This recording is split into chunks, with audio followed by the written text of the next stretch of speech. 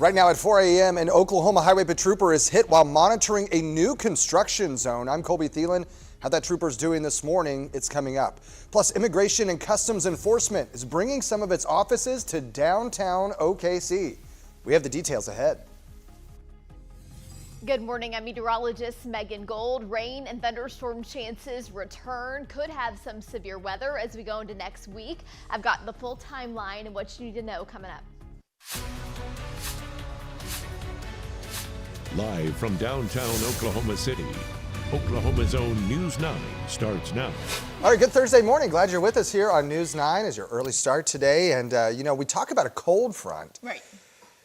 But this one keeps us in the 70s. I mean, that's not really a cold front, is it? No, we're talking later down the road into the weekend. Yeah. So your Saturday 80s. But we had a weak one overnight, right? A weak one. Today will be several degrees cooler than yesterday. Oh, several degrees. Huh? Several degrees, yeah. Weak. Sorry, can't do a whole lot for you. But the good news is that we have a big pattern change headed our way, and more important than temperatures is the moisture that we're going to have. We will have severe weather chances return back, and we'll talk all about it. And I think I'm having some clicker problems here at 4:01 on a Thursday morning. You know how it goes around here, right? The batteries are sleeping in or Technology something? fails. Is that what's happening? It does fail. It's how it is. Okay, we'll get it going here.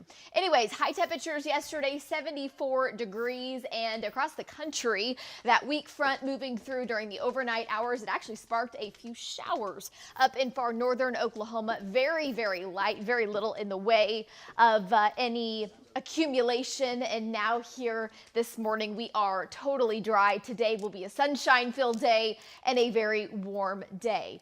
This is a live look from our Lucky Stars Skycam network. 48 is our temperature right now under partly cloudy skies, 83% humidity, 46 in Yukon, 43 in Piedmont, 48 and more, and 50 in Edmond. So a mix of 40s and 50s. Winds are light to breezy, a little breezier up in the northwest, but again, 5 to 10 miles per hour. This afternoon, we soar back into the 70s. We have 3 more very warm days before that pattern change arrives. Rain and thunderstorm chances, and again, the chance for severe weather returning. March going to start very active. I've got your full 9-day forecast coming up. Colby, back over to you. All right, Megan, thanks. Let's get to your top stories this morning. We're working to learn more information after our crews saw a man taken into custody in Piedmont. Want to show you the scene right near Mustang Road and Meadowlark Street. This is what we witnessed around 1 o'clock this morning. There may have been an altercation with officers that led up to this arrest. We've reached out to multiple agencies to learn what exactly happened and why this person was arrested, if anyone was injured in this altercation. Of course, as those details come in, we'll bring them to you. An Oklahoma Highway Patrol trooper is expected to be okay after a crash in a new construction zone. This was the scene around 9 last night on the Kilpatrick Turnpike right there at Wilshire.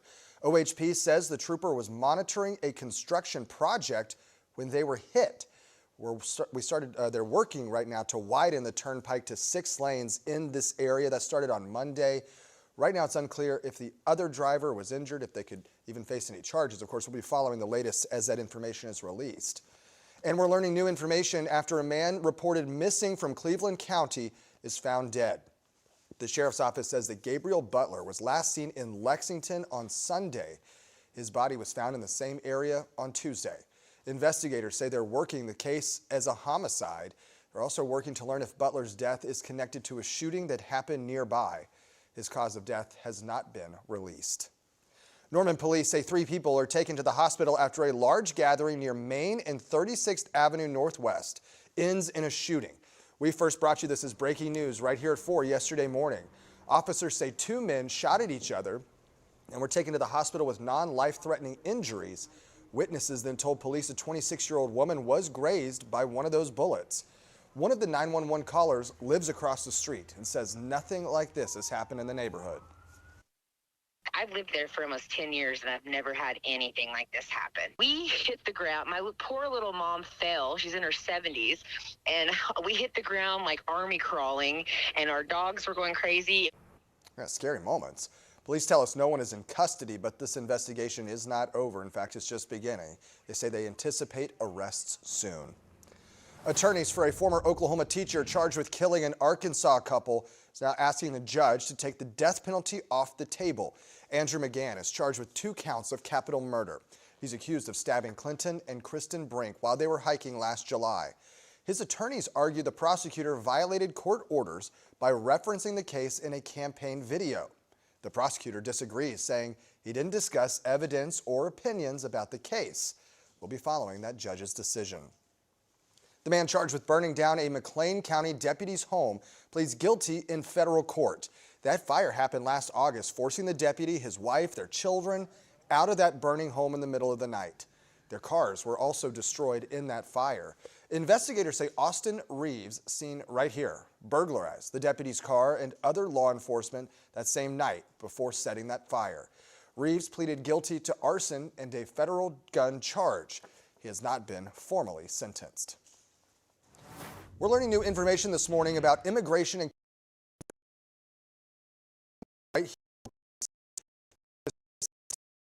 effort revealed last to facility. The lease was signed for the offices in October, but now the new office space is raising curiosity about why it's needed. News 9's Matt McCabe has the details. The federal footprint in downtown Oklahoma City is growing, with new details coming to light about a lease signed last fall at this office building to house ICE attorneys and office staff for 10 years at a price of $3.8 million. Democratic State Senator Michael Brooks Jimenez, also an immigration attorney, learned of the plans from colleagues. It seems like the federal government is spending an inordinate amount of money on this right now, and I'm not sure actually what the outcome or the desired results are going to be. Oklahoma County's District 1 Commissioner Jason Lowe was at a September meeting reported by the Oklahoman that involved a presentation from ICE to a local group of mainly immigration attorneys. Obviously, my concern and why I attended the meeting was to make sure that ICE abided by the U.S. Constitution and also the Oklahoma Constitution, that due process is always, abided by, and also make sure that folks' civil liberties are not trampled on. But that September meeting reportedly took on the feel of a recruitment effort, with the Oklahoman reporting that some felt they were being encouraged to join the new office in Oklahoma City. But right now we don't have any kind of immigration court presence, and so why would you want to locate a group of immigration attorneys or prosecutors here? You want to make sure that folks get the best representation as soon as possible, not waiting to go to Dallas or to start litigating your case in another state. Many of the details about the office are still developing. In Oklahoma City, Matt McCabe, Oklahoma's Own News 9. Records from the General Services Administration show ICE also made a push at the same time for more administrative office space in more than 12 other major cities across the country. 4:08 right now, the Cheyenne and Arapaho tribes say its critical response plan likely saved confidential information from being leaked during a recent cyber attack. The tribe says its system shut down immediately after the breach back in December. And while recovery efforts are still underway, experts say a response plan like the one the tribe had in place is critical in attacks like this.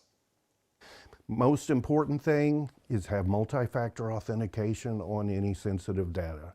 That'll take care of 90–95% of it. Also, to have really good employee training so they will look at any links before they click. The tribe says while the data were protected, as of last week, the systems were only about 80% restored. They also say they are working to add more safeguards to the system. Governor Kevin Stitt taps Tim Gatz as Secretary of Transportation, a job judge previously ruled he couldn't hold. Gatz currently works as the Executive Director of the Department of Transportation, and he previously served as the Transportation Secretary, but resigned after Attorney General Getner Drummond and an Oklahoma County judge said cabinet secretaries could not serve two offices.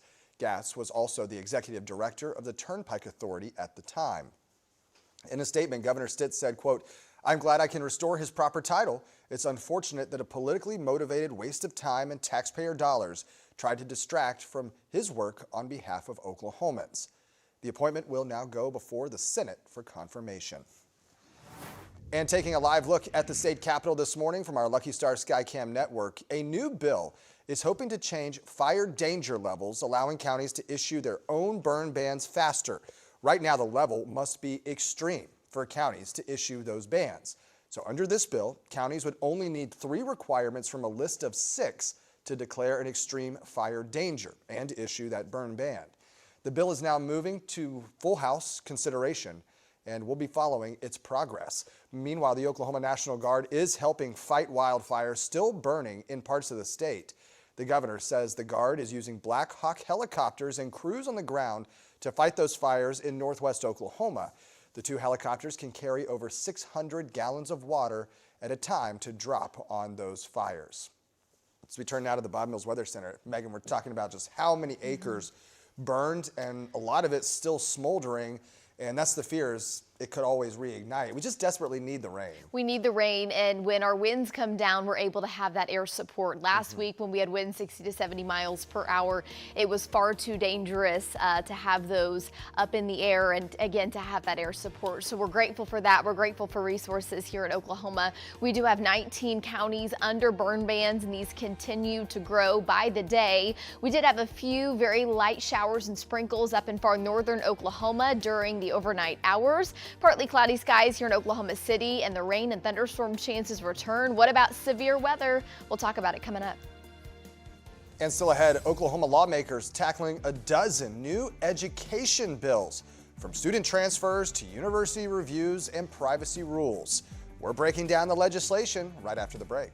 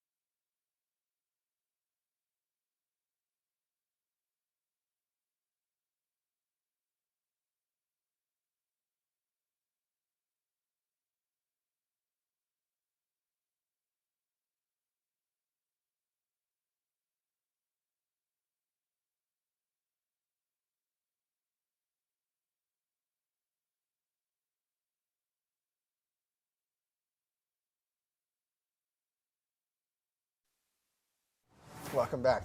4:15 on your Thursday morning, and looking at another warm day here, Megan, before big changes this weekend. Yes, so we have 3 more very warm days. Today will be a couple of degrees cooler than yesterday. A north breeze coming in today. A lot of sunshine, to make plans to be outdoors because next week is really an indoor week. And we do have severe weather chances back into the forecast. I think March starts very active and definitely on the cooler side, at least for the first couple of days. Did you give a little ooh?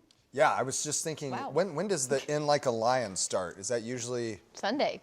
Let's go. Is meteorological spring? Just, There we go. Yeah. All right, the lion's roaring. Here we go. So before we talk about it, this is no surprise to you all at home. Our average low has been well above normal by about 7 degrees, and our average high has been above normal by about 12 degrees. So just taking a look at the entire month of February, man, we have had some very warm days. A few ups and downs here and there, especially back on the 9th, 81 degrees, but a whole lot of 70s. We've only had 2 days in the 40s, so it has just been big time warm.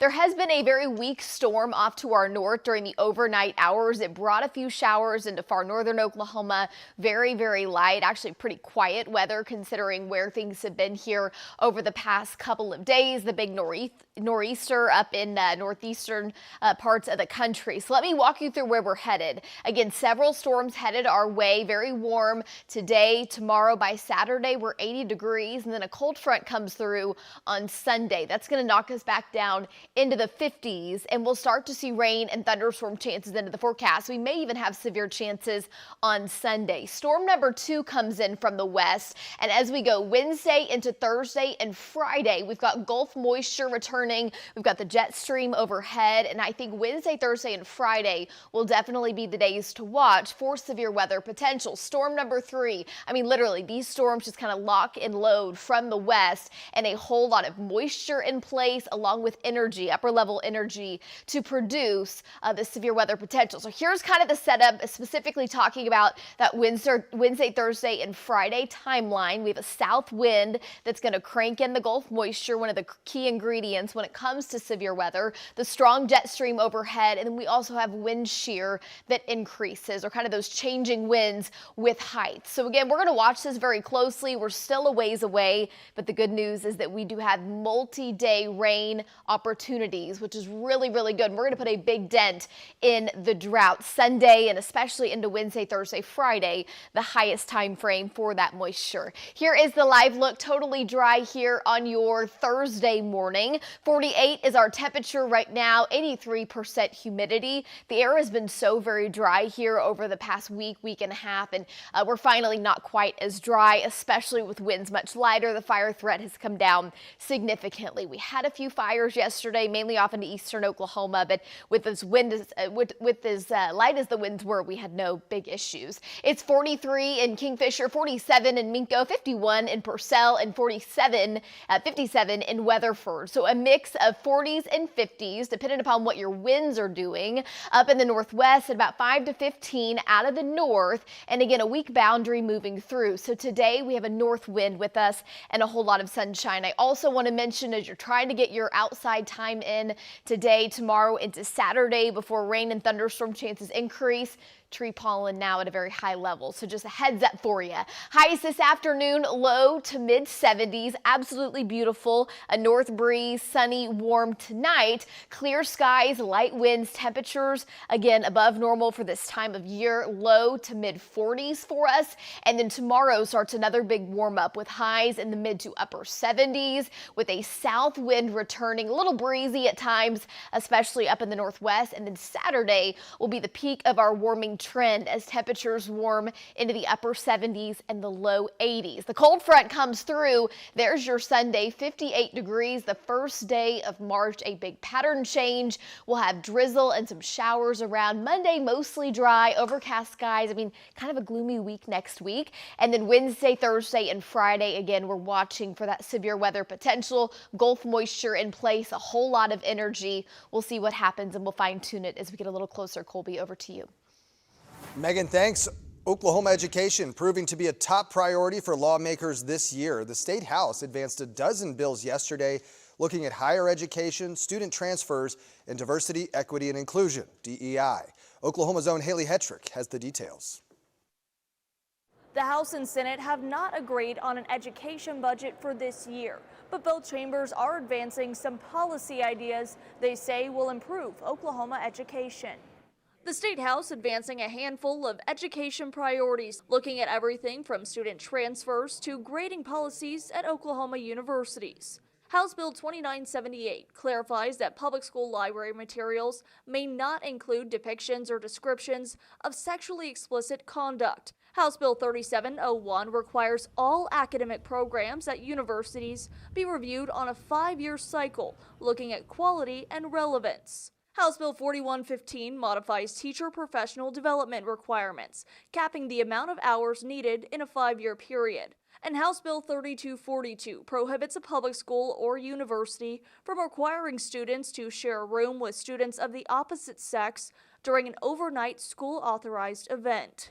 When a university or a shelter fails to provide a woman privacy in the presence of a biological male who is not a minor, that would be the cause of action. Those bills will now advance to the full House for consideration. At the Capitol, for Oklahoma's Own, I'm Haley Hetrick. And we'll continue to follow the progress on all of those bills, keep you posted. Edmond Public Schools, meanwhile, needs feedback from families as it realigns elementary school boundaries. The realignment is because of the new Post Oak Elementary School opening right near Air Depot in Danforth. That's happening in August. Families can provide feedback during a community forum that's happening next week. It'll be held at the Administration Center near Danforth and Kelly, March 4th from 6 to 8 p.m. There's no shortage of ideas when it comes to strengthening education in our state, but everyone seems to agree the starting point is improving reading performance.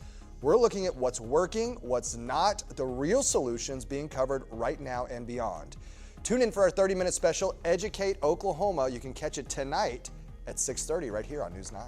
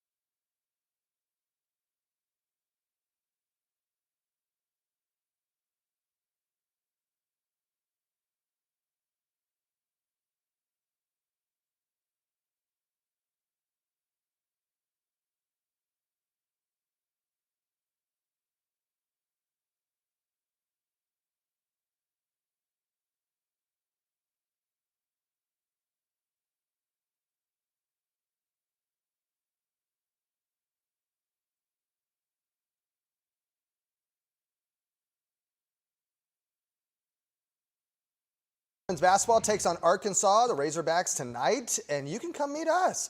Me, Megan, Lisa Monahan, we're going to be there before the game. We'll be set up in the Lloyd Noble Center from 5 to 6. Tip-off is at 6 p.m., and you can come quiz Megan on her basketball knowledge. I have played a season of basketball. And her mid-90s movie knowledge. Don't ask me about movies. You can ask me about weather all day long, but not the movies. She loves those questions. Hey, what's this band, Megan? I don't know.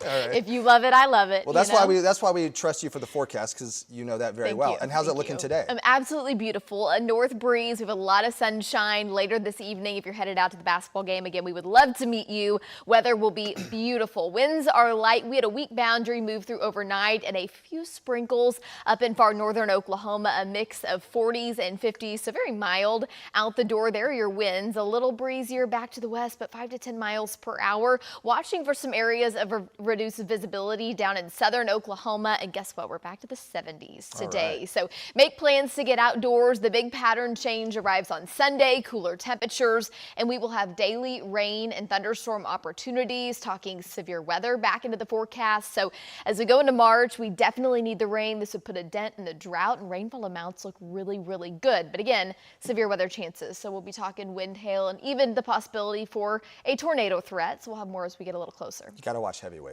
Okay. Until then, lunch is canceled due to lack of hustle. Coming up when Robin and Lacey are going to join us. What's up, Shay? Someone message me if you know what that means. We'll be back right after this.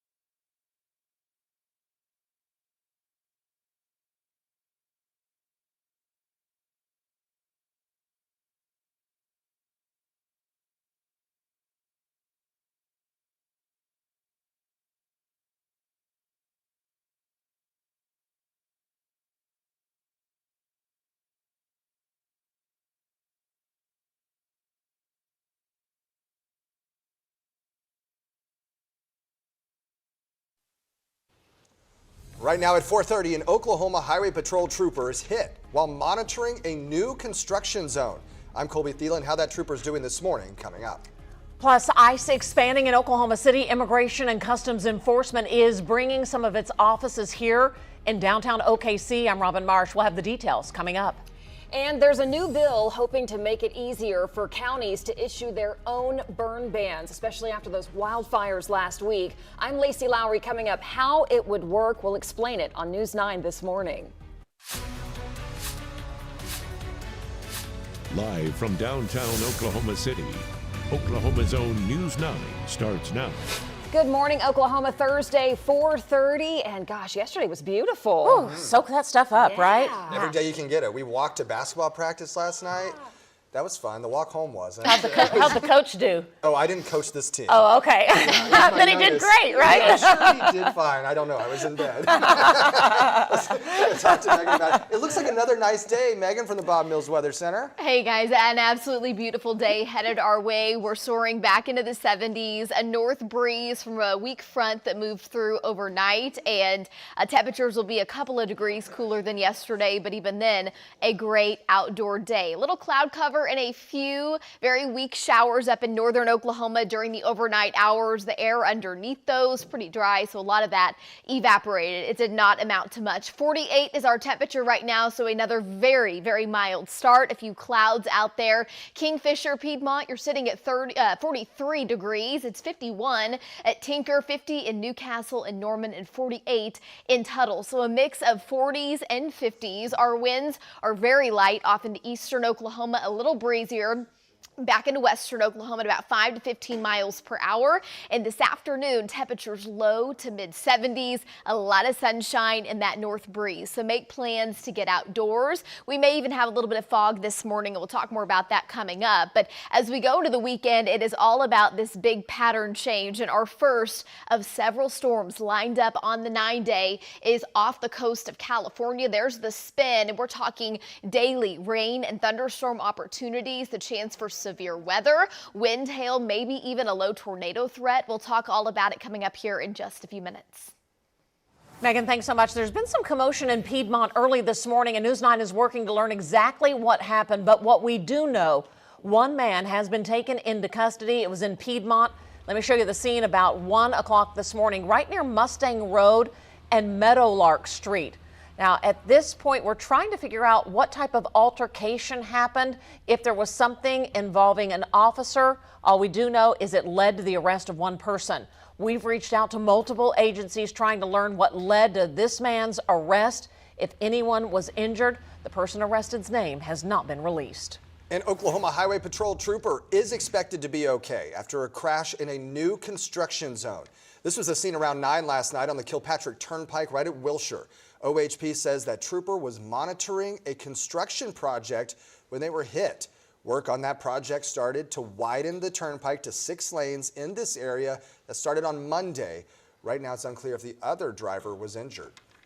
A man reported missing from Cleveland County is found dead, and now foul play is suspected. The sheriff's office says Gabriel Butler was last seen in Lexington on Sunday. His body was found in the same area on Tuesday. Investigators say they're working this case as a homicide. They're trying to figure out if Butler's death is connected to a shooting that happened nearby. His cause of death has not been released. And Norman police tell News 9 3 people are taken to the hospital after a large gathering near Main and 36th Avenue Northwest ends in a multiple shooting. In fact, this was breaking news yesterday morning. Norman police say 2 men shot at each other and were taken to the hospital with non-life-threatening injuries. Police say a 26-year-old woman was grazed by one of the bullets, and one of the 911 callers that lives across the street said that nothing like this has ever happened in this neighborhood. I've lived there for almost 10 years, and I've never had anything like this happen. We hit the ground. My poor little mom fell. She's in her 70s, and we hit the ground like army crawling, and our dogs were going crazy. Several gun casings were found on the ground outside those homes.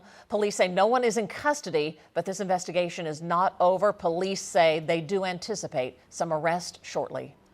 The attorneys for a former Oklahoma teacher charged with killing an Arkansas couple are asking the judge to take the death penalty off the table. Andrew McGann is charged with 2 counts of capital murder. He's accused of stabbing Clinton and Kristen Brink while they were hiking last July. Now his attorneys argue the prosecutor violated court orders by referencing this case in a campaign video. The prosecutor, though, disagrees, saying that he didn't discuss evidence or opinions about the case. We'll be following that judge's decision. The man charged with burning down a McLean County deputy's home pleads guilty in federal court. That fire happened last August, forcing the deputy, his wife, and their children out of their burning home in the middle of the night. Their cars were also destroyed in the flames. Investigators say the suspect, Austin Reeves, burglarized the deputy's car and other law enforcement the night before the fire and then came back to burn the home down. Reeves pleaded guilty to arson and a federal gun charge. He has not yet been sentenced. Well, the federal government says ICE is expanding across the country, and records here in Oklahoma City show that the Immigrations and Customs Enforcement is making a push for administrative offices in 12 major cities, including OKC. This is different than the failed attempt to acquire a warehouse as a detention facility. Our Kylie Dedman shares the worry from some local lawmakers about this particular situation. Kylie? Robin, this lease was signed back in October, and it would house ICE attorneys and office staff for 10 years for nearly $4 million.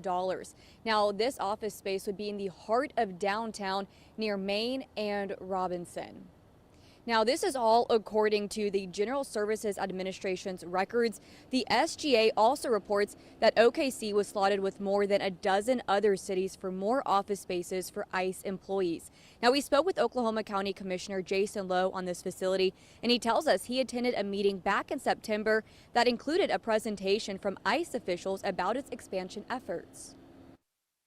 Obviously, my concern and why I attended the meeting was to make sure that ICE abided by the U.S. Constitution and also the Oklahoma Constitution, that due process is always, abided by, and also make sure that folks' civil liberties are not trampled on. Now, according to records, we know this facility is looking to acquire space that can house 70 workstations and space to be supported for sound privacy for confidential discussions. Now, a spokesperson for ICE did not get back to us when we asked about exactly how many people would be working in this downtown office. Reporting live here in downtown Oklahoma City, Kylie Dedman, Oklahoma's own News 9. Kylie, thanks so much. Also, Democratic State Senator Michael Brooks Jimenez, who also works as an immigration attorney, tells News 9 he thinks the federal government is spending an excessive amount of money on this facility. He's not sure what the outcome or the results will look like. Of course, we'll be watching. The Cheyenne and Arapaho tribe says its critical response plan likely saved confidential information from being leaked during a recent cyber attack. The tribe says its system shut down immediately after that breach back in December. While recovery efforts are still underway, experts say a response plan like the one the tribe had in place is critical in attacks like this. Most important thing is have multi-factor authentication on any sensitive data. That'll take care of 95% of it. Also, to have really good employee training so they will look at any links before they click. The tribe says while the data were protected, as of last week, the systems were only about 80% restored. They also say they're working to add more safeguards to the system. Governor Kevin Stitt reappoints Tim Gatz as Secretary of Transportation, a job a judge previously said Gatz could not hold. Gatz currently works as the Executive Director of the Department of Transportation, ODOT. He previously served as the Transportation Secretary, but resigned after Attorney General Gettner Drummond and an Oklahoma County judge said cabinet secretaries could not serve two offices. Gatz was also the Executive Director of the Turnpike Authority at the time, the OTA. Governor Stitt says this morning, "I'm glad I can restore his proper title. It's unfortunate that a politically motivated waste of time and taxpayer dollars tried to distract from his work on behalf of Oklahomans." Gatz's appointment will now go before the state Senate for confirmation. And let's go ahead and take a live look at the state capitol this Thursday morning from our Lucky Star Skycam network. One bill that we're following is very interesting. It's hoping to change fire danger levels, which would actually allow Oklahoma County officials to issue a burn ban quicker. Right now, the level must be extreme for a county to issue a burn ban. But under this bill, if it becomes law, counties would only need to actually adhere to 3 of the 6 recommendations. For the burn ban recommendation, we'll be following things from the state capitol. The Oklahoma National Guard is helping fight wildfires that are still burning in parts of Oklahoma this morning. Governor Stitt says the Guard is using Black Hawk helicopters and crews on the ground to fight fires in northwest Oklahoma.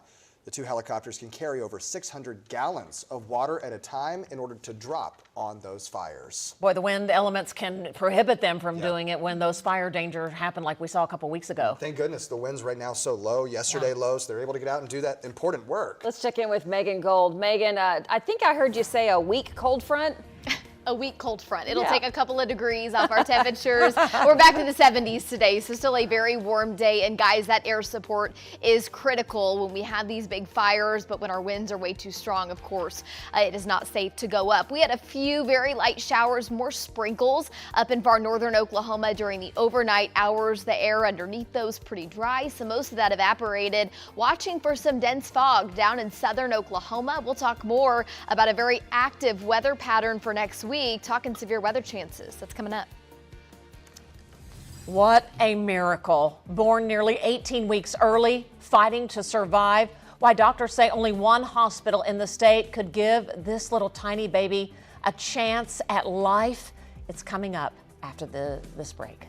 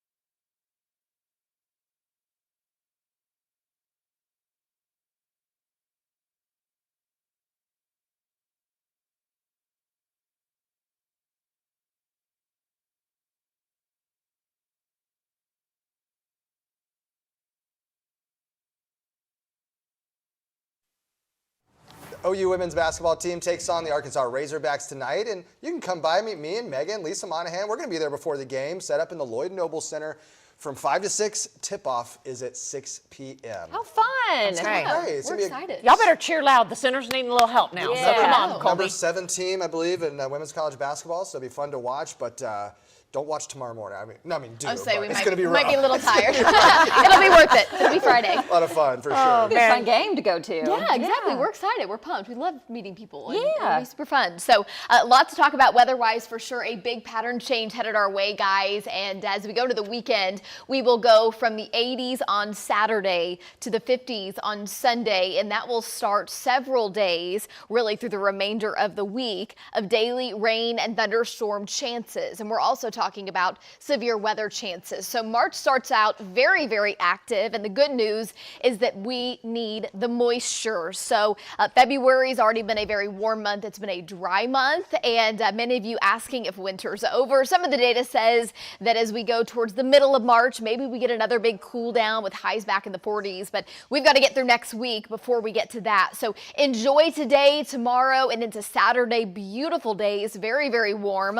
On Sunday, thunderstorm potential. We could have a few strong storms on Sunday. Monday, the chance comes down, a few showers, and then specifically watching Wednesday, Thursday, and Friday for severe chances as Gulf moisture comes back in, wind shear, those winds changing direction with height. And we'll talk more about the setup here in just a minute. But some of those key ingredients that we look for in the springtime will be present. So we did have a weak storm move through during the overnight hours. It brought a few sprinkles up into far northern Oklahoma, and that was about it. So very warm, breezy here over the next couple of days, a whole lot of sunshine, and we are jam-packed with storm systems coming in from the west and northwest. So let me walk you through them. What you're seeing here in the green, that's Gulf moisture. So Gulf moisture makes a return as we go through kind of into the weekend. Storm number 1, that would bring us the thunderstorm potential for your Sunday. And then storm number 2 comes in from the west, and this would drive some energy for Wednesday into Thursday and Friday. Again, Gulf moisture streaming in from the south with a strong south wind. And then storm number 3 on its tail end for Thursday into Friday. And the storms just keep coming with a whole lot of jet stream energy available. So again, it's going to be a jam-packed week next week, and I think really through at least the first half of March, it looks to be pretty active. So more on the setup here, specifically Wednesday, Thursday, and Friday. Again, when you have a south wind, it's pumping in that rich Gulf moisture. We've got the jet stream overhead and the wind shear increasing. So watching that very, very closely. We're still about a week away, so things will change, the timing, the threats, but as we inch towards springtime, when you have warm temperatures, the Gulf moisture, you know what that can mean here in Oklahoma, right? Here's the live look from our Lucky Stars Skycam network. We've had a few clouds overhead, but mostly clear skies. 50 degrees right now. We were 46 a minute ago, so temperatures kind of bouncing around a little bit. 83% humidity. If you've been with us here over the past 1 to 2 weeks, humidity has been so very low, and so it's come up some this morning. Watching for a little bit of fog, and I'll show you that here in just a second as well. It is 53 in Chickasha, 57 in Weatherford, 40 in Enid, 43 in Stillwater, and 47 in Tecumseh. You go up to Woodward, it's 47, it's 37 out in Guyman. Back into western Oklahoma, we've got temperatures in the low 50s down towards Altus and Hollis, and winds are light from Oklahoma City off to the east. So again, dense fog, or at least some patchy fog, more favorable off to the east. Back to the west, winds out of the north at about 5 to 15 miles per hour, maybe a gust or two to 20. Right now, visibility is fine for most of us. Down into southern Oklahoma, Durant has some dense fog right now, and when your visibility gets down to less than 2 miles or so, that's when you start to see kind of some issues out on the roadways. This afternoon, low 70s, 71 in Oklahoma City, a north breeze, sunshine, a great day, so a little bit more wind than yesterday. Tonight, skies are clear, winds are light, low 40s. Tomorrow, we'll crank it back up some as a south wind returns, sunshine, and then even warmer for the very last day of February, 81 degrees. Cold front comes through the first day of March, drizzle, and then some thunderstorm chances. Again, we may have some strong storms, highs in the 50s, 40s on Monday, and there come your severe chances Wednesday, Thursday, and Friday, guys. Back over to you. Megan, thanks. You have to see this story. An Oklahoma newborn is defying the odds after arriving weeks ahead of schedule at Oklahoma Children's OU Health. In fact, the child's parent says her survival is thanks to the state's only pediatric hospital with neonatologist on site 24/7. You're about to see a miracle. Deanne Stein with the story. At 9 months old, Sailor is nothing short of a miracle. She was 1 pound, 1 ounce. Her mother, Kara Deaver, gave birth at Oklahoma Children's nearly 18 weeks before her due date. Her lungs weren't fully developed. Her body just wasn't developed, but it was like her body was also like, I'm here, I'm ready, I don't care. Sailor's one of, if not the earliest baby to be born here to survive and go home. Dr. Trent Tipple leads the neonatal intensive care unit. We are 18 pounds now. Overseeing 35 neonatologists and 107 NICU beds here on the Oklahoma City campus. We're the only facility in the state of Oklahoma where there's a neonatal intensive care physician on site 24 hours a day, 7 days a week. Which Sailor's survival depended on. She required intubation, mechanical ventilation to support her underdeveloped lungs. Because her lungs were underdeveloped, she received specialized care through Oklahoma's only Breathe Sooner program. I can't say thank you enough. You saved my little girl. Discharged within 2 weeks of her original due date, Sailor and her parents received a special going home celebration. It made me smile and it just felt very supported. It felt like we were very loved, like we were family here. Sailor is home now and thriving, but still receiving follow-up care. It's just the biggest blessing in the world. It really is. In Oklahoma City, Deanne Stein, Oklahoma's Own, News 9. Well, still ahead, a new proposal to honor country music icon, the late Toby Keith, is set to be heard today. What it would change, we're talking about it next on 9.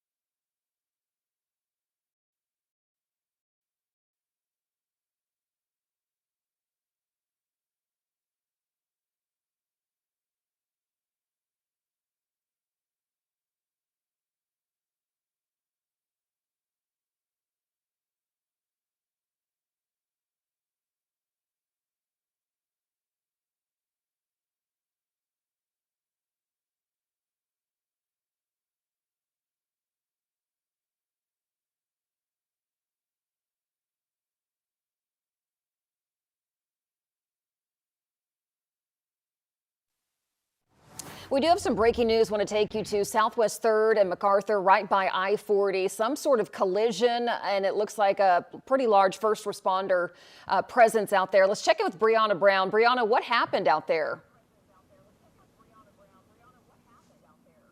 Yes, Lacey, we've been here about 10-15 minutes, and we actually got here right when the ambulance and police arrived to this scene. Now, what I can tell you is that what we saw is there was a man here in this white truck.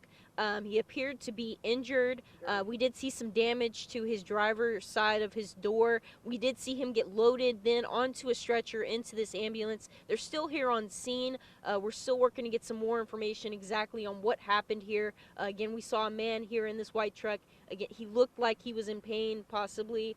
We're still waiting to get some more info, but he is in this ambulance right here. This is right in the Walmart parking lot off I-40 and MacArthur here. Back to you guys. At Southwest 3rd and MacArthur. Brianna, thank you. We'll try to figure out what's going on out there. All right, Megan, just a quick word on that forecast for folks. Today's absolutely beautiful. Temperatures back into the 70s. We'll have a north breeze, sunshine, and then severe weather chances next week. Lacey has more on that coming up here at 5 o'clock. All right, we'll have more on the breaking news and your headlines from overnight. We're glad you're watching News 9 this morning. Back after this.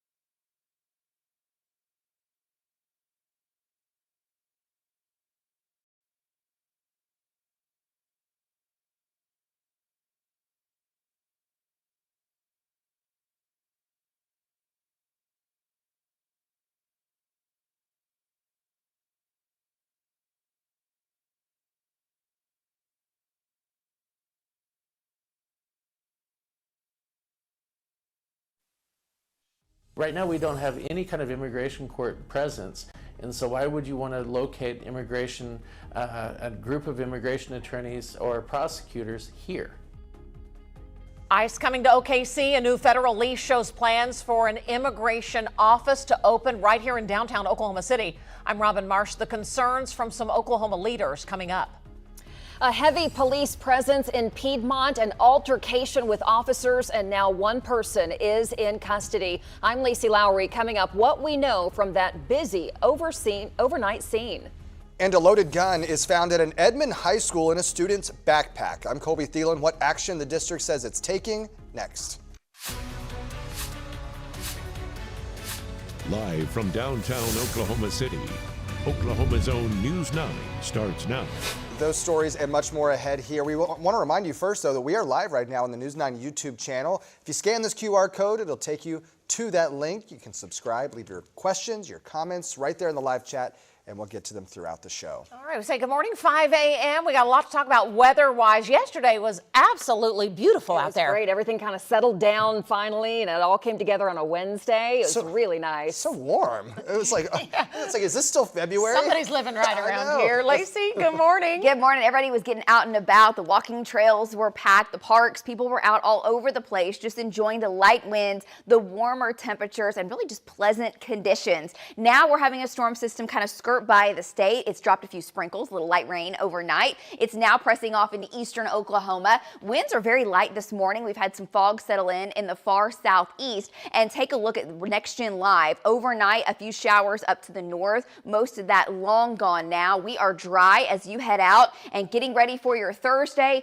Winds a little stronger, especially in northwest Oklahoma. We could have some gusts to 30 today. 49 degrees is where we're starting. We are definitely on the mild side for February standards. Our coldest in the metro is Kingfisher. You fall into 39. 51 in Tulsa, 51 degrees in Apache. Chickasha right now in the upper 40s. Winds are anywhere from 5 to 15. It's a north wind. After daybreak, again, winds pick up some. We might have a few gusts, 15, 25 in the metro, but they will be higher in the northwest. Today, temperatures right back into the lower 70s. It's going to be beautiful, and we're above average today, closer to records than normal. Tomorrow, mid-upper 70s and approaching the 80s on Saturday. Spring-like temperatures, and by next week, we could be talking a spring-like setup with severe storm chances. So we'll detail this. We need the rain out of it. How much are we expecting? We'll time it out for you in full weather. Back to you.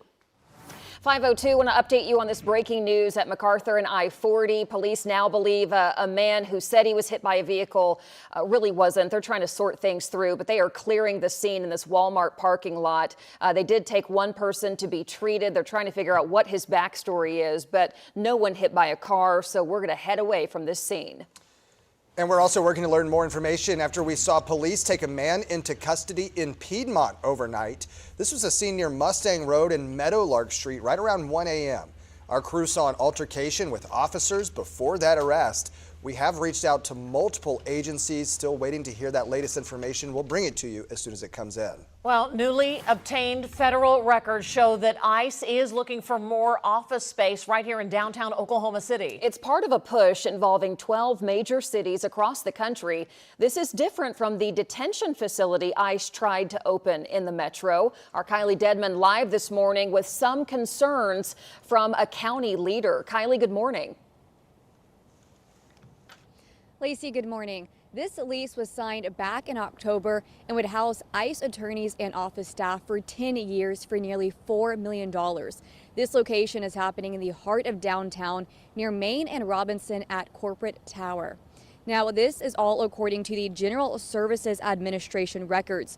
The GSA also reports that OKC was slotted with more than a dozen other cities for more office spaces for ICE employees. Now, we spoke with Oklahoma County Commissioner Jason Lowe on this facility, and he tells us he attended a meeting back in September that included a presentation from ICE officials about its expansion efforts. Obviously, my concern and why I attended the meeting was to make sure that ICE abided by the U.S. Constitution and also the Oklahoma Constitution, that due process is always, abided by, and also make sure that folks' civil liberties are not trampled on. Now, according to records, we know this facility is looking to acquire space that can house 70 workstations and space to be supported by sound privacy for confidential discussions. Now, a spokesperson for ICE has not gone back to us on our request to figure out exactly how many people would be working at this location and exactly what their job duties would entail. Reporting live in downtown Oklahoma City, Kylie Dedman, Oklahoma's own News 9. Democratic State Senator Michael Brooks Jimenez, who also works as an immigration attorney, tells News 9 he thinks the federal government is spending an excessive amount of money on this facility right now, and he's not sure what the outcome will look like. Well, I tell you, just another reminder, you've got to be careful in those construction zones. We've been talking about the big one out on the Kilpatrick Turnpike, and we've learned an Oklahoma Highway Patrol trooper was hit last night by a driver of a car while watching the turnpike there. The agency says the trooper was, again, watching over the construction project that just started out on the west side of the metro. This is at the Kilpatrick Turnpike right at Wilshire. The officer was hit. At this point, it's not clear if the driver who hit the trooper was hurt or if they will face charges. We'll be watching. Norman police expect to make an arrest soon after a shootout sends 3 people to the hospital. We first brought this to you as breaking news yesterday when that call came in around 3 a.m. This is near Main Street and 36th Avenue Northwest. Officers say a large gathering at a home turned into a fight, and that ended with shots being fired. Police say 2 men shot at each other. They were taken to the hospital, and then officers say a female bystander was grazed. We hit the ground. My poor little mom fell. She's in her 70s. And we hit the ground like army crawling, and our dogs were going crazy. That was one of the 911 callers. At last checked, one of the 3 victims is still in the hospital. A scary moment for Edmond parents. Officers find a loaded gun in a student's backpack at one of the high schools. This all came after a fight at Santa Fe High School.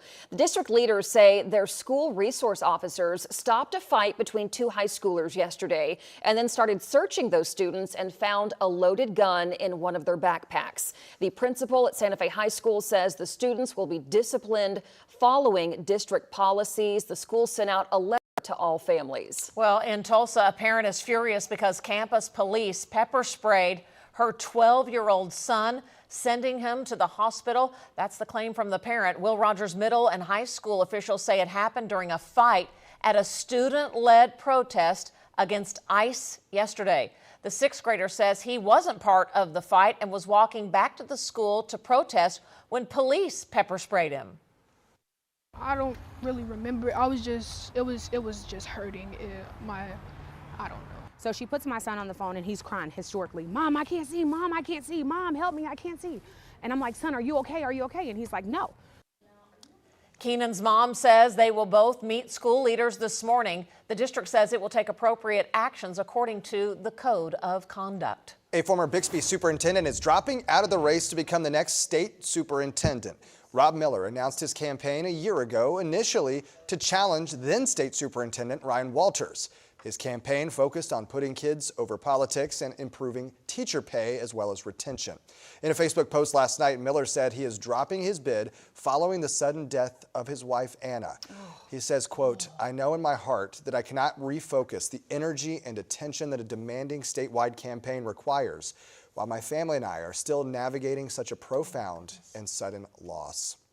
So according to state records, 4 Republicans, 2 Democrats still running for that position.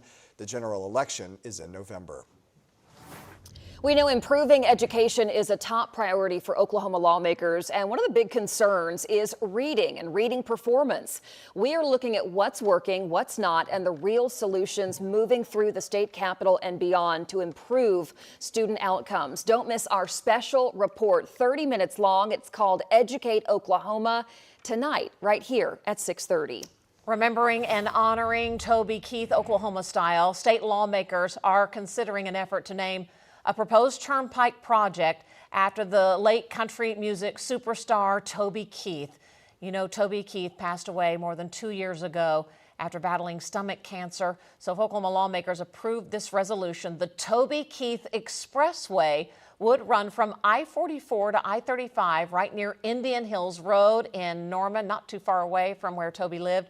The Senate floor will vote on the resolution today. I reached out to his wife yesterday and she said they're so proud so thrilled that this is a possibility, and it would mean so much to Toby. Man, I don't know what the downside is. I feel like it's got all this support to name It's this. the one thing lawmakers can agree think on, so, right? yeah. Yes. Toby was providing his own support to the USA hockey team. Did you love seeing them in the locker room I singing did. courtesy of the red, white, and It blue was- after their big win? You know, it's just hard to believe he's been gone 2 years because his music is so strong and lives on, and it still touches your heart to this day. Man, maybe they could do one of those roads that makes music when you drive across. Oh my gosh. Okay. The Toby Keith Expressway. and Okay, it's we've added an addendum Red to the bill, Solo Cup right? or You're something. required to turn your radio. Yes, Yeah, Lacey, that'd be Jam so cool, out. wouldn't it? Everyone's wondering why on that turnpike everyone's swerving to hit those headbanging. How do you like me now, right? Oh man, so iconic. That's awesome, guys. Today we're talking winds picking up a little bit. Nothing compared to where we were with high fire danger, but today an elevated wildfire threat due to winds out of the north, 15, 25,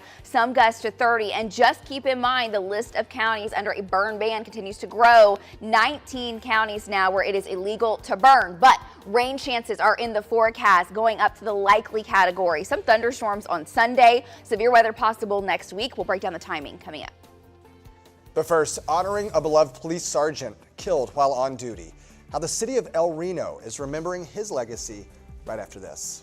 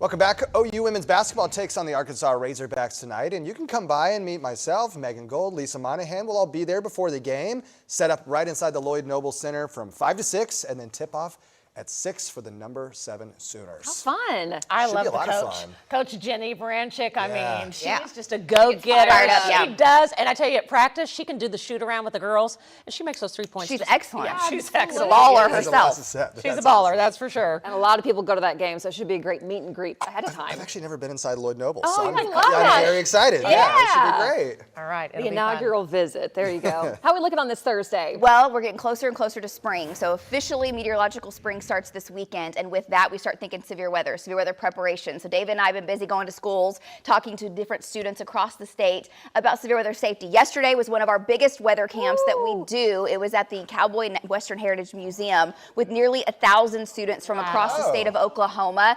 Big weather camp yesterday, talking all things tornado safety, of course, but just what to do if you don't have a storm shelter. That's always one of the biggest questions. If you do, when do you go in there? What items do you take? We always have a little bit of fun. We do experiments. We have the Van de Graaff up there. So David always, his favorite part is always to, do that to me. And a lot of kids, I said, hey, don't you want David up there? And they all wanted to see him get shocked for some reason. But then you can't see his hair ring. He doesn't quite have what it takes, and I'm just gonna leave it at that. You He's know? so jealous of you, Lacey. I mean, It comes out. It comes out on stage. It really does. And then our massive tornado machine, guys, it's almost 9 foot tall. Wow. It's incredible. Anyway, the kiddos were so great. What an amazing crowd. Thank you all for coming out and how amazing you were. And we will let you know when the next one is coming up. Now, as far as spring goes and severe weather safety goes, our next several months starts to ramp up as far as what we typically see with severe weather on average. We've already had 5 tornadoes this year in the month of January. And then as we head towards March, we average 3, April 12, 24 in May, and 7 in June. So on average, 59 tornadoes, but last year we had 105, and this year we will likely have above normal as far as our tornado count goes. Thunderstorm chances go up Sunday. Monday, we may have a few showers, and a few showers or weak thunderstorms Tuesday, but then the jet stream gets more jam-packed, and we will introduce a severe risk at the middle to end of next week. So we'll be talking much more about that in detail. Right now at the door, mostly quiet, Oklahoma. It's looking good with the exception of some fog down near Durant. Had a few sprinkles overnight with this week's storm system, a little light rain up into northern Oklahoma, but most of that was virga, meaning it evaporated before it reached the ground. Right now we are quiet. We have Lucky Star Skycam Network looking out across downtown. Just beautiful for your Thursday. We're getting there, Oklahoma, close to the end of the week. 39 in Kingfisher, 45 in Hobart, 47 in Pauls Valley. North winds are picking up 10 to 20. We'll get some gusts to 25 in the northwest. And this afternoon, winds about 15 to 25 in the metro out of the north with temps in the 60s and 70s. Mid-70s into southern Oklahoma. And we might have an area or two in the northwest that gets gusts over 30 miles per hour this afternoon. Storms are lined up. We've been showing you this. This is amazing. Whenever we start to see the jet stream pattern become active with all these kinks and dips and swirls, all areas of low pressure that will ride through the plains, and each one brings rain chances back to the state. With the drought, the fire danger, this is what we need. Storm number 1 coming in on Sunday, some thunderstorms. We might have a couple strong storms Sunday night. Low end severe, if anything, but it is something we're watching.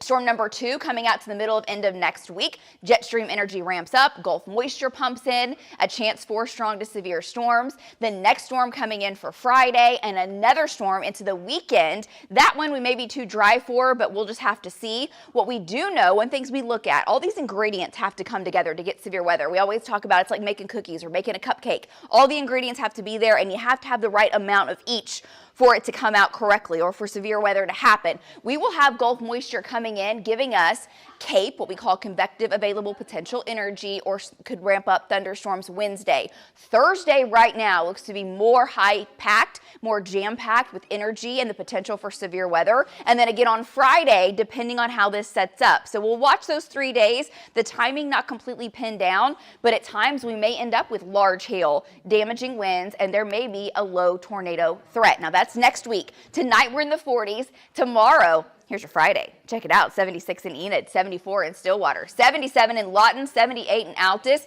Saturday, temperatures in the 80s. Now the record is 90. We're not breaking records Saturday. And then by Sunday, we'll have some showers and maybe some thunderstorms as we roll through the day. And that will begin kind of a wet pattern for us. It's the first day of March, and here we go. Spring-like weather starts. 49 Monday, 56 Tuesday, 66 on Wednesday, and thunderstorm chances increasing by the end of next week. More on those severe threats as it gets closer. Back to you guys. Lacey, thanks for the update. Now to El Reno, where the city is honoring the life of one of its beloved officers, Sergeant Thomas Duran. Duran died about 4 months ago. It was a big story we brought you right here on News 9 because he was hit by a car and killed in the line of duty. News 9's Elizabeth Fitz shows us how his loved ones and the city showed up in support. It was a bittersweet evening of remembering Sergeant Thomas Duran, an El Reno police officer who was killed in a hit-and-run late last year. One of my previous clients texted me and told me about the accident and said it was in front of my building, and I did not think it was. But when I found out it was, I'm like, oh, we got to do something. Donna Sturman owns the property at Watson Wilson in El Reno, close to where Sergeant Duran was hit in the line of duty. Artists Sue Bear and Alien painted this mural on the side of the building in his honor. I've never had a project with this much emotional weight to it, but yeah, it's an honor, you know, and to see everybody show up, it's just, yeah, it's kind of overwhelming. I feel grateful that she asked me to help with this. I feel happy that that it's up here now. The El Reno can see it. And for Sergeant Duran's family, it means a lot to the guys for him to be honored, to his family, from his wife. Obviously, this is still pretty fresh. I mean, you know, we're only talking October. El Reno Police Chief Ken Brown says Sergeant Duran was a man of strong faith, honesty, and compassion. He was helping a citizen the night he was fatally injured. Thomas will always be in our heart. And his loved ones are grateful that the mural will be a place of permanent remembrance. Elizabeth Fitz, Oklahoma's own News 9. Still ahead, a legendary competitive eater. Remember Nathan's hot dog winner, Joey Chestnut? He's coming to Oklahoma City. How you can catch him, all the events surrounding his visit. You don't have to eat the hot dogs. Okay, though. thanks. We'll tell you about it next on 9. Oh, gosh. This is true.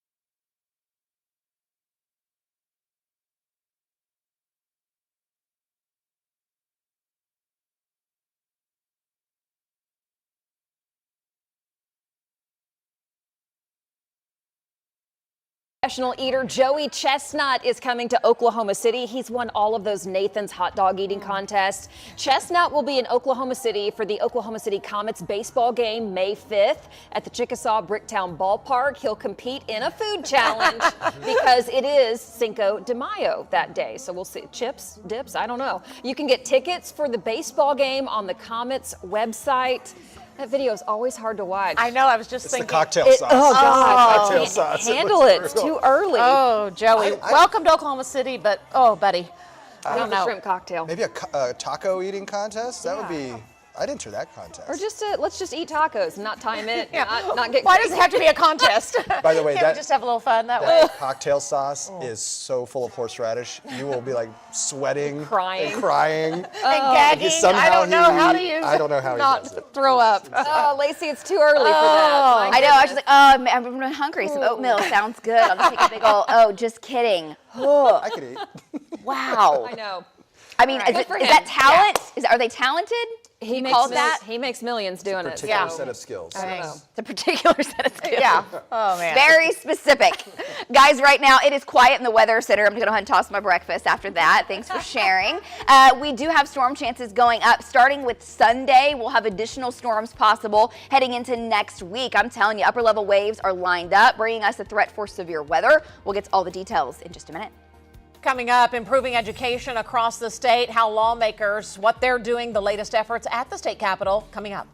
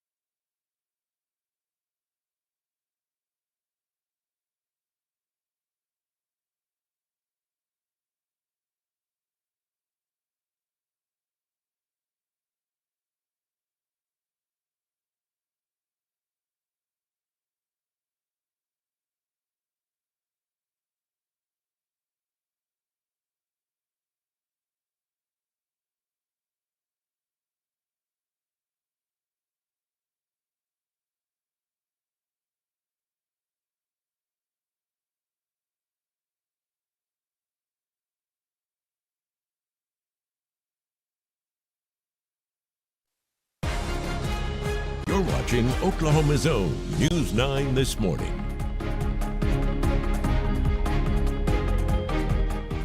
Your top stories at 5:30. ICE is moving into office space in downtown Oklahoma City.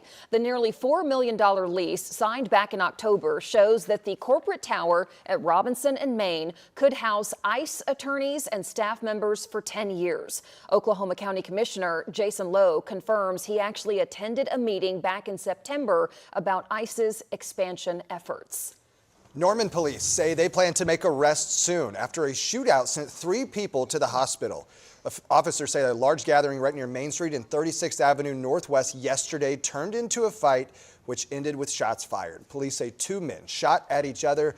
They were taken to the hospital. Officers also say a female bystander was grazed. And a big story from Edmond. A student, police say, brings a loaded handgun to the school at Edmond Santa Fe High School. It was found in his backpack.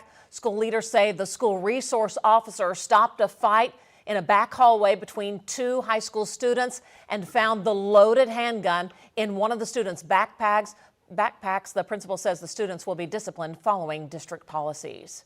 We do want to remind you this morning, as you're joining us on a Thursday, we are streaming right now live on the News 9 YouTube channel. We do every morning. You can scan the QR code right here. We'd love for you to subscribe, chime in, leave a question, say hi, say good morning. We love reading your comments, and we'll be reading some of them throughout the newscast. So many people use multiple screens now, so they're watching TV and they're streaming on their phone. Because my husband was like, why? I'm Why laying y'all in doing bed that? watching I got Lacey. 3 screens up usually at once. I don't even like having one sometimes.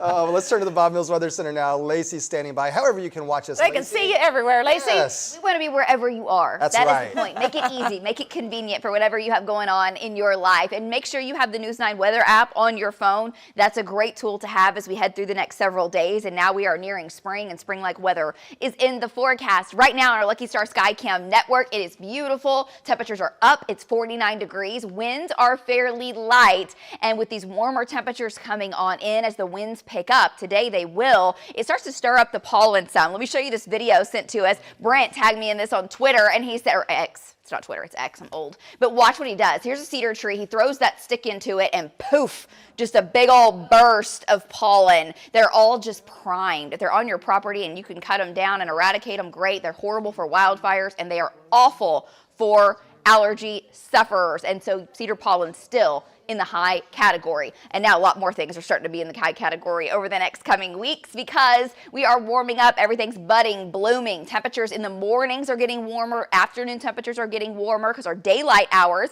are becoming more and more extended. Winds are 10 to 20. We're having some gusts this afternoon, 25, maybe 30 in the northwest. Temperatures very spring-like from the 60s to the 70s later today. We'll introduce rain chances for your Sunday, maybe a few thunderstorms, and then stronger storms coming through in waves, not raining continuously, but waves of storms Wednesday, Thursday, Friday. Those could be severe. We'll talk about how jam-packed the atmosphere will be, what kind of threats we're expecting coming up. Cleveland County deputies are investigating a homicide after finding a missing man dead. Deputies say Gabriel Butler's body was found on Tuesday in Lexington, just 2 days after they sent out a missing alert asking the public to help find him. Deputies say his body was found nearby where he was last seen at Banner Road and 156th Street. Investigators are now working to see if this is connected to a shooting about 3 minutes away in which one person was injured on Friday. Well, the search team who actually found a missing Chickasha, Oklahoma boy is now joining the search in Arizona for Nancy Guthrie. We told you about the United Cajun Navy last month. They were in Oklahoma and actually rescued that missing 12-year-old boy who disappeared for a week. Well, now the team is in Tucson hoping to find the elderly mother of the Today Show co-host Savannah Guthrie, who was last seen 25 days ago. We're waiting to communicate back with the Sheriff's Department. We'll be sending them an executive summary, and we're looking at a few spots where we're getting some tips from the viewers as well as going out into the remoter locations. The Guthrie family is offering a $1 million reward for Nancy's return. The man charged with burning down a McLean County deputy's home pleads guilty in federal court. Investigators say Austin Reeves burglarized the deputy's home in August, then set it on fire the night after. The deputy, his wife, their children, they made it out safely, but their home and cars were destroyed. Reeves pled guilty to federal arson and gun charges. He has not yet been formally sentenced. A fourth person is joining the race to try to be the next Oklahoma Attorney General. State documents show Oklahoma City State Representative Chris Kennedy filed to run as a Republican. His lawmaker page shows he served in the Marines and the Oklahoma National Guard. He faces two other Republicans in the race, former House Majority Leader John Echols and Oklahoma Secretary of Energy and Environment Jeff Starling. Former prosecutor Nick Coffey is running as a Democrat. Let's take a live look from the state capitol this morning from the Lucky Star Skycam network. Oklahoma education is proving to be a top priority for lawmakers at the Capitol this year. In fact, the House advanced dozens of bills this week tackling higher education and DEI. Oklahoma's own Capitol reporter Haley Hetrick with the details. The House and Senate have not agreed on an education budget for this year, but both chambers are advancing some policy ideas they say will improve Oklahoma education. The State House advancing a handful of education priorities, looking at everything from student transfers to grading policies at Oklahoma universities. House Bill 2978 clarifies that public school library materials may not include depictions or descriptions of sexually explicit conduct. House Bill 3701 requires all academic programs at universities be reviewed on a 5-year cycle, looking at quality and relevance. House Bill 4115 modifies teacher professional development requirements, capping the amount of hours needed in a 5-year period. And House Bill 3242 prohibits a public school or university from requiring students to share a room with students of the opposite sex during an overnight school-authorized event. When a university or a shelter fails to provide a woman privacy in the presence of a biological male who is not a minor, that would be the cause of action. Those bills will now advance to the full House for consideration. At the Capitol, for Oklahoma's Own, I'm Haley Hetrick. Haley, thanks so much, and we'll continue following the details from the state capitol and the education issues. A bill hoping to expand bereavement leave for teachers is also moving through the Capitol. If approved, that bill would require school districts to give 3 days of bereavement leave if a teacher or staff's child or spouse passes away. Teachers who have miscarriages will also receive the 3 days in addition to sick leave. That bill has passed out of Senate committees with 0 no votes. It is heading to the full Senate floor. We are learning more about a viral moment from the State of the Union address that's really taken off on social media. Look here, it's U.S. Senator Markwayne Mullen of Oklahoma trying to grab a sign from Texas Representative Al Green. The sign said, "Black people aren't apes." Al Green was later removed from the chambers during the speech. Well, Markwayne Mullen is defending his actions, saying he was disappointed with how Democrats acted. There is a sense of respect that you give the President of the United States. I cannot stand the man from Texas called Al Green. They're doing it for nothing more than political theater. Very secure. Representative Green says he stood quietly with his sign and did not cause a disturbance, and added that he felt a responsibility to speak up at the address. 5:39 your time right now. Let's check in on our Thursday, see how we're doing out the door this morning. Let's turn to Lacey Swope. She's in the Bob Mills Weather Center. Hey, Lacey. Good morning, guys. You're going to head out this morning to notice winds are fairly light. Temperatures 40s. 50. So grab the jacket. It's a little on the cool side. And for your Thursday, we're soaring back to the 70s with north winds, a little gusty at times. So take a look at your forecast. 40s, 50s. We'll be in the 60s before we reach lunchtime. Highs in the 70s. And we're approaching the 80s as we head towards parts of your weekend. Now, rain and storm chances, they ramp up Sunday. A cold front hits. And then a severe weather setup is possible next week. Looking more and more likely for a wind and a hail threat. What about any tornadoes? Hey, we'll talk about it after this. Taking a live look on the Lucky Star Skycam network this Thursday morning. We know you're getting ready for the day, and we have a traffic report before you hit the road. It's next right here on News 9.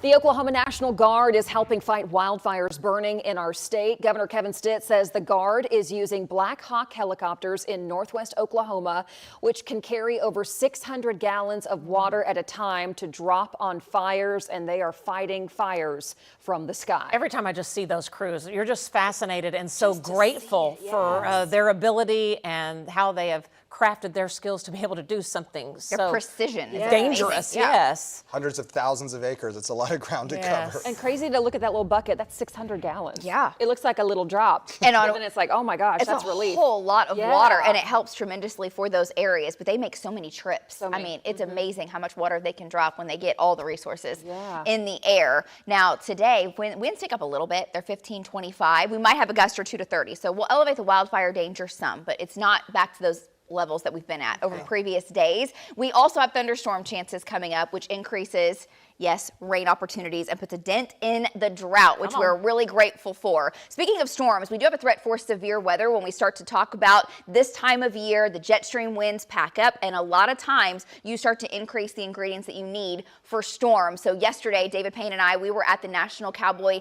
Western Heritage Museum talking to kiddos from across the state of Oklahoma. I think it was just over 900 students, and they were from all over the state. So parents, some faculty, staff from the schools as well. And it was just so awesome to see the turnout of folks that were interested in severe weather. So our severe weather camp, we do experiments. We talk about how weather occurs, why Oklahoma is kind of more of a dangerous spot than others, and then also what you can do to prepare. And he always has a great time here with the Van de Graaff. He forgets how to use it usually and somehow ends up shocking me. I don't know how that happens every single time. But anyway, it gave me a lot of extra volume, I will say, for the hair. Thanks. Thank you. It always helps. It always helps. But we make thunderstorms. We go through the whole thing and the whole spiel on how to stay safe, what to know when severe weather strikes your area, and all these kiddos are much better off. Now, we do have storm chances, and we always tell you in Oklahoma as far in advance as we can if we have a threat for storms. Now, the days we're watching, Wednesday, Thursday, Friday, and that's kind of all it is right now. It's just days that we're watching that you should be prepared for as well. We've got some quiet days ahead, so make sure you know where in your home there is a safe spot. Okay, always the interior, lowest level of your home, away from windows, doors. It's usually a closet or a bathroom. If you have a shelter or a safe room, those are best. If you live in a mobile home, make friends with your neighbor or relatives nearby, because you got to get out of a mobile home when severe weather strikes. We haven't talked about storms or severe weather or rain. It's been fires, and just so you know, we still have burn bans in effect, and now we've added a couple more counties. So we're up to 19 counties. If you live in a county in red, it is illegal to burn. You can get a pretty hefty fine. Storm system brought a few showers overnight. We told you to be a few sprinkles. That's about it. That's all we got. Northern Oklahoma, a few sprinkles off towards Tulsa, and that has all moved on out. So Next Gen Live right now, quiet. That'll be a whole different story come Sunday. That's when our rain chances begin. March begins soggy. Temperature of 49 right now as you head out. We've got 40s and some 50s currently. Winds are anywhere from 5 to 15 miles per hour, and they're picking up just a little bit in the northwest. Hour by hour from the 40s to the 60s. Look at lunchtime. 65 degrees with sunshine. There were people out on patios like crazy yesterday. I was driving through the city, and oh my goodness, everybody was just out walking, enjoying the beautiful weather. This afternoon, more 60s, low 70s, but the north winds are a little stronger, and then winds start to pick up. Gulf moisture comes in, and storms are lined up back to back out over the Pacific, going all the way out on the other side of the globe. First storm arrives Sunday. We have enough moisture by Sunday afternoon and evening. We may get a few strong storms by Sunday evening or Sunday night. Not locked in, but we're watching for that. Maybe a little wind, a little hail, a little lightning and thunder. Stronger storm, and the way this storm is coming out, Gulf moisture and the wind shear increases on Wednesday. A line of severe storms are possible. Another round possibly Thursday, and even parts of the state on Friday with storm number 3, and we're watching storm number 4 for the weekend around the 7th, the 8th, but we'll see. That one, we may be too dry. The atmosphere may be too overworked, but we'll just have to see. With that many storms lined up, the heaviest rainfall looks to be for central and then eastern Oklahoma, but this zone can back way up to the west. It'll meander, and honestly, if you get thunderstorms in your area, you're going to pick up a quick inch or two pretty fast. But to get into those specific details, we're just a little too far out, because every day that it storms will impact the next day, and we'll have to fine-tune the forecast. Tonight, no storms, 40s. It's all about the spring-like temperatures, 70s on the way. way for your Friday, approaching 80 degrees, 81 on Saturday. Cooler on Sunday with the cold front. Some of the latest data suggests that front is not as strong. We'll see. That does give us a thunderstorm opportunity and more on those severe risks as it gets closer. Back to you guys. All right, Lacey, thanks so much. Right now, 5:48 on our Thursday morning. Let's check in with meteorologist Megan Gold. She's watching the traffic. It's still early out there. Hopefully we're doing okay, Megan. We are, and it is still early, as you mentioned, Robin. Hey, enjoy the quiet morning commutes, the dry commutes, because next week will be so much different. This is a view from our Stephen Owsley there, looking at the Skydance Bridge, I-40 in Robinson. Several more shots to show you as the morning drive gets underway. Here's the Broadway extension from our Lucky Stars Skycam Network American Fidelity camera. If you commute in from I-35, things look great as well there. Down at South 89th and then coming in from the west side, I-40 and MacArthur, smooth sailing. So across the metro, no accidents really this entire week. It's been a quiet traffic week, and hopefully we will keep it that way. A live look there from downtown, and your drive times are good to go from all directions. Back to you all. Boy, what a miracle coming up. This baby born 18 weeks early, fighting to survive. Why doctors say only one hospital could give this tiny miracle a chance. And the homecoming update next.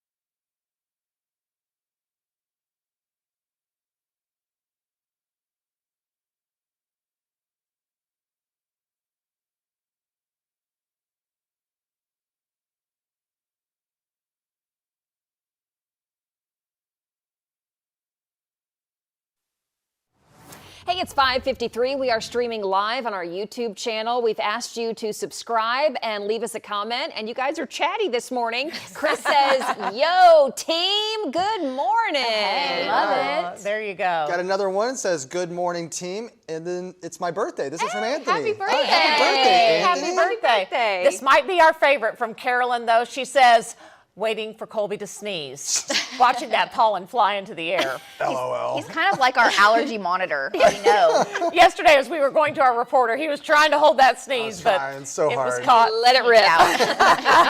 Just keep waiting because it's probably going to happen this It's happened to the best of us, big guy. Hey, or you can wait till tonight because you can come by the OU women's basketball Catch everything game. he has. Watch him sneeze in person. Watch sneeze right in your He face. might sneeze on you. Watch it. You're to my right, Megan. That's my sneeze direction. But Megan's going to be there with Lisa Monahan as well. We'll be there before the game, 5 to 6. In the Lloyd Noble Center, tip-off at 6 p.m. OU women's basketball. They're doing really good right now. It does feel like there's a lot of pollen in the air, though, just to give you justify your sneeze. It's just so dry. No. It's probably all of our hairspray. It's probably what it is every day. It couldn't be that lazy. Yeah, it's good. Winds pick up a little bit today, a little bit on the gusty side, north wind 15-25, and we'll have highs, though, back in the 70s. All right. Boy, this is the story of the morning. In fact, you'll only see it on News 9. An Oklahoma newborn baby defying the odds now after arriving 4 months early at OU Children's Hospital. Her parents say she survived because the hospital is the only neonatologist in the state working 24/7. Our Deanne Stein with the miracle story. At 9 months old, Sailor is nothing short of a miracle. She was 1 pound, 1 ounce. Her mother, Kara Deaver, gave birth at Oklahoma Children's nearly 18 weeks before her due date. Her lungs weren't fully developed. Her body just wasn't developed, but it was like her body was also like, I'm here, I'm ready, I don't care. Sailor's one of, if not the earliest baby to be born here to survive and go home. Dr. Trent Tipple leads the neonatal intensive care unit. We are 18 pounds now. Overseeing 35 neonatologists and 107 NICU beds here on the Oklahoma City campus. We're the only facility in the state of Oklahoma where there's a neonatal intensive care physician on site 24 hours a day, 7 days a week. Which Sailor's survival depended on. She required intubation, mechanical ventilation to support her underdeveloped lungs. Because her lungs were underdeveloped, she received specialized care through Oklahoma's only Breathe Sooner program. I can't say thank you enough.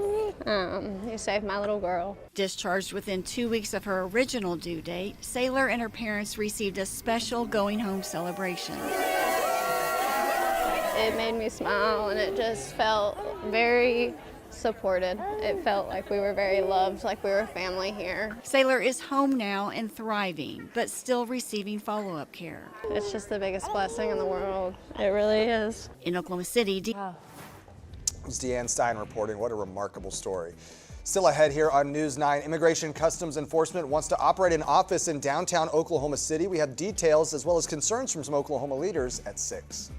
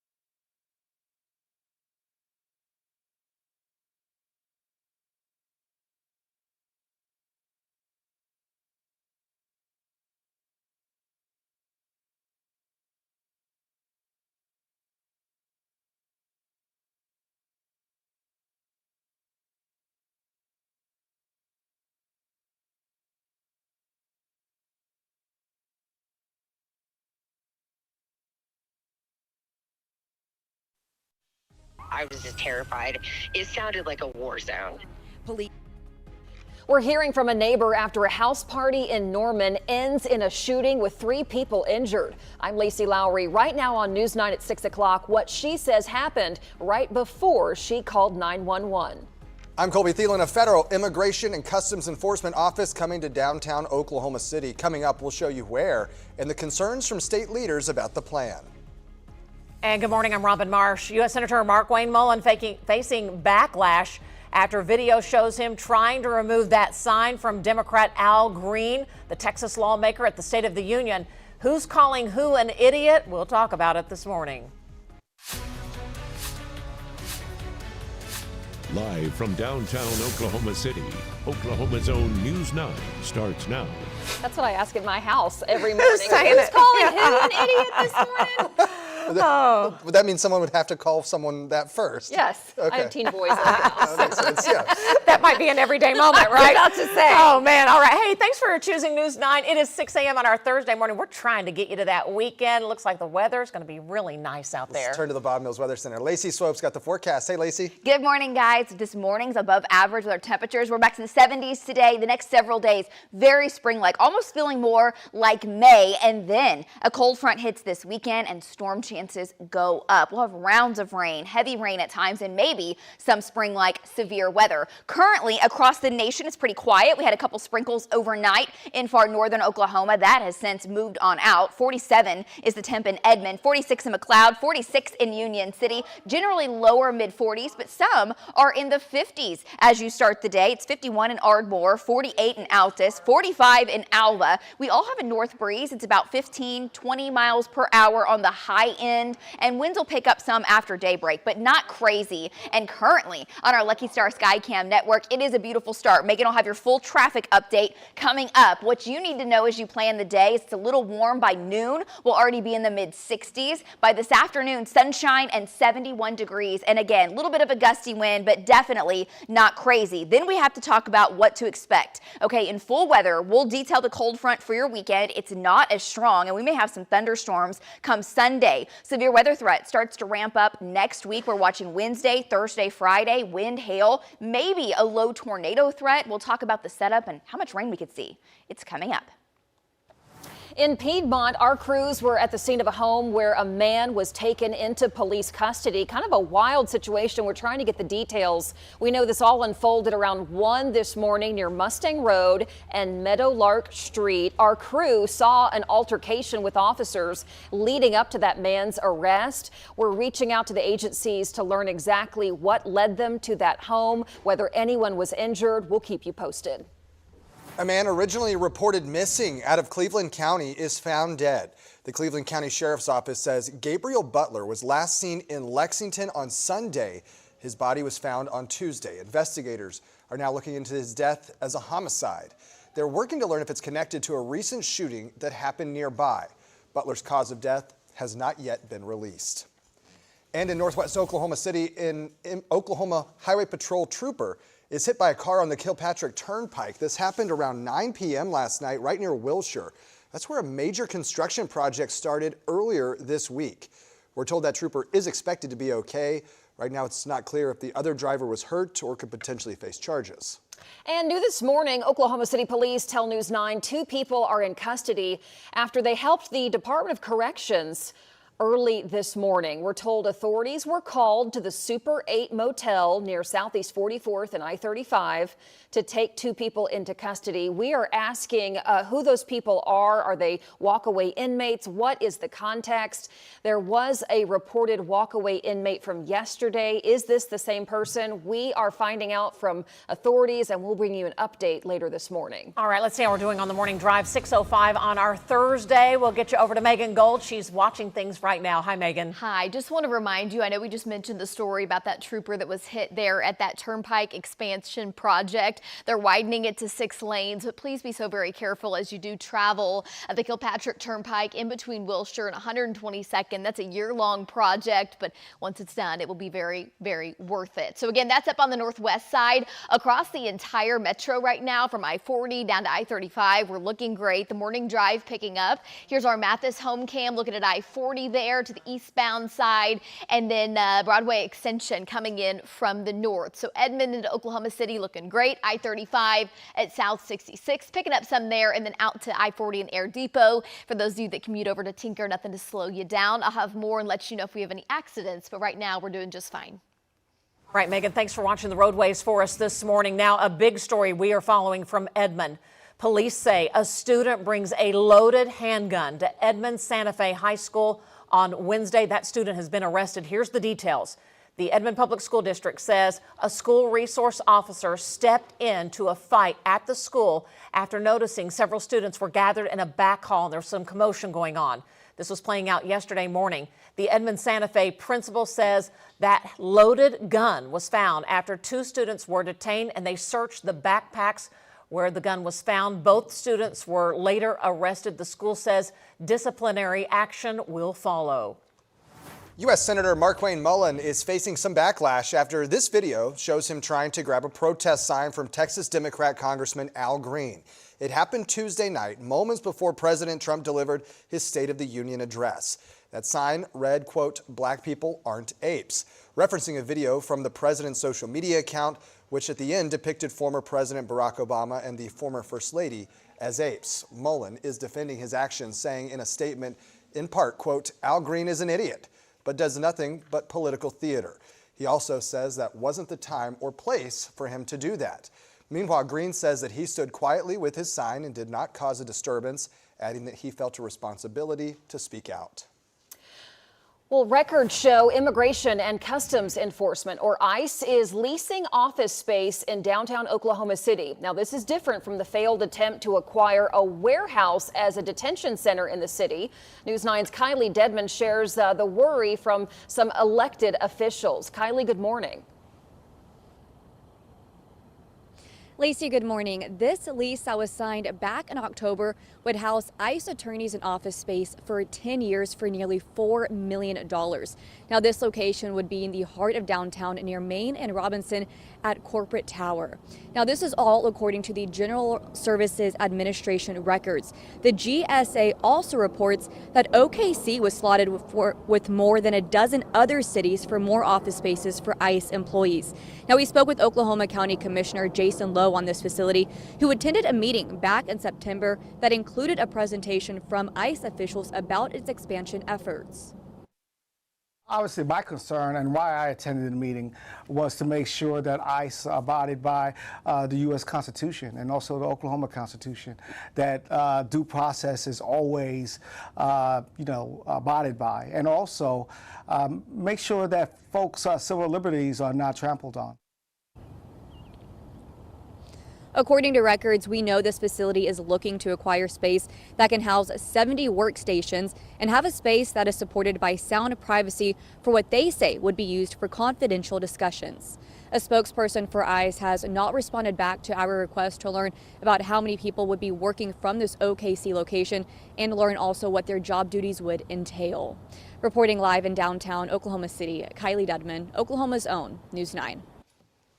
All right, we'll continue to follow the latest there and keep you updated. You can also find the latest on the News 9 app. We got to talk about how we're looking on a Thursday morning. Ooh, it was nice out there yesterday. Did you get outside? Oh, absolutely. The whole neighborhood, the kids, they are everywhere. They're loving getting home from school and playing outside. And I think we're about to gain some more sunlight during the day, right? It's next Saturday night, the 7th, is the time change. Daylight saving, saving time. Starts to kick back in. But just daily, we're adding more and more daylight minutes. I knew just it. Because the angle of this, you can feel it, I right? just felt it. You know that. I've had 2 more minutes of sunshine. My 6-year-old, she woke up a little late yesterday and she told me, she's like, I woke up and the clocks were wrong. Something happened. It's already light. I said, no, baby, that's kind of how it works. Kind of how it works. That gets daylight earlier and earlier. It's always someone else's fault, though. Something went wrong with the clock system internationally. I like her thinking. Internationally, absolutely. 50s as you head out. Summer in the 40s this morning. Grab the jacket. We'll be in the 60s by midday, and we're in the 70s this afternoon. We do have rain chances returning, guys. Finally, soaking rains after one of the driest winters on record. We'll begin meteorological spring with storm chances, maybe severe weather. We'll talk about it in just a minute.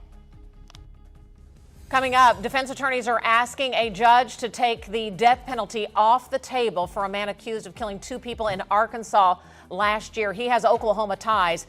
Why they say the prosecutor's actions are calling for that death penalty removal. It's next on 9.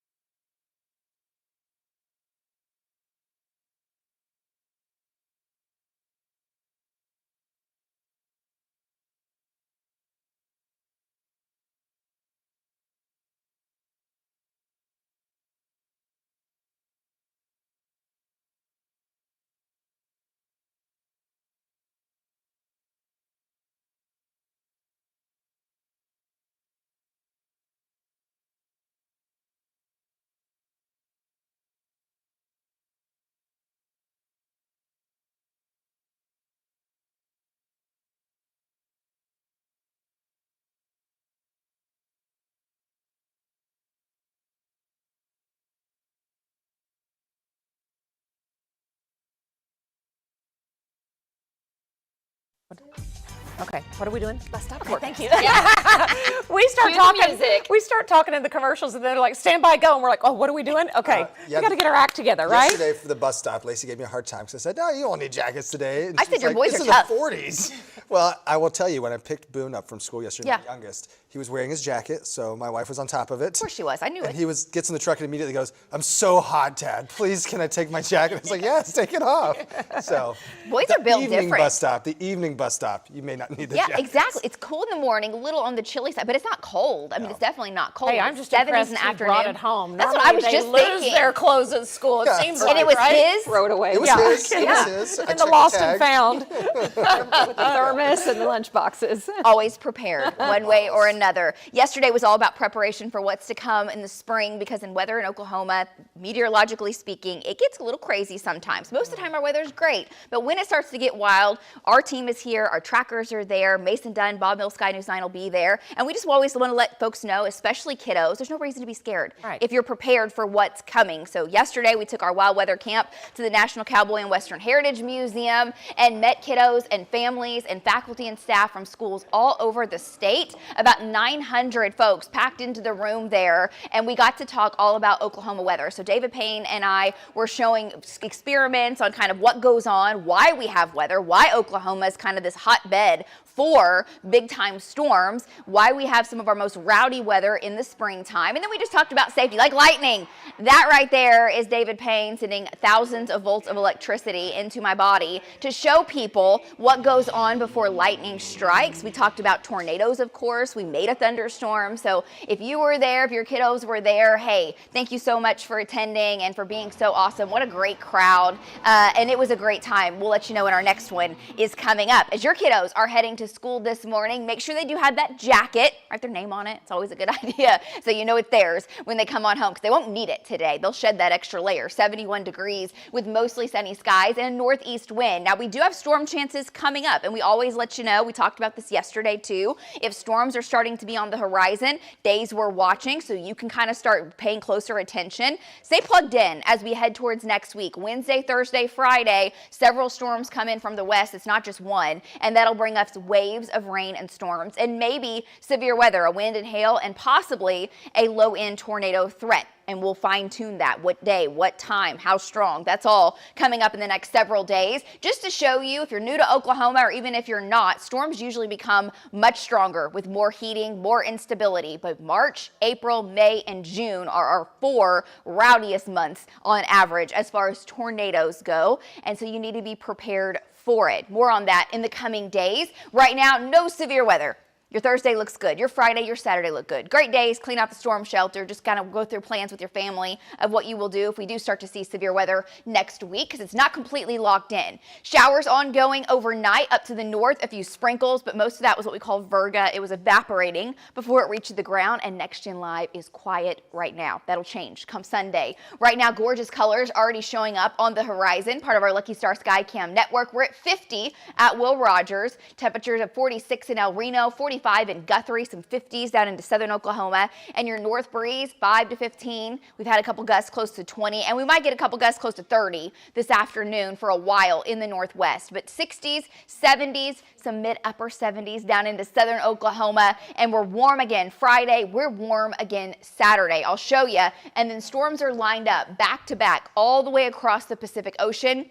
And as they progress and advance off towards the east, they pull up Gulf moisture from the south. That gives us energy for storms. The winds pick up, the vorticity, the lift and spin starts to increase, wind shear. These are ingredients you need for severe weather, and they do start to come together. Sunday is the first day that we're watching. Right now, it looks like very low severe weather threat, maybe just general thunderstorms, but that's a possibility on Sunday. Then as we head towards Wednesday, this storm is much more jam-packed, much more energized. It's a deeper area of low pressure. The Gulf moisture is richer. I do think Wednesday we'll see some strong, maybe severe storms, maybe again on Thursday in advance of this system. This will also bring us another round of storms on Friday. Dry line sets up to the west. Winds pick up with height and speed and increase in direction, change direction with height, all the things you need to get some storms to try to spin. Now, a spinning storm can crank out wind and hail. It can also pose a low tornado threat. Another storm for the weekend around the 7th or the 8th, and we'll see. That may be more of east of Oklahoma. But when you add up the rounds between the 3rd and the 8th, just the 3rd through the 8th, in that window,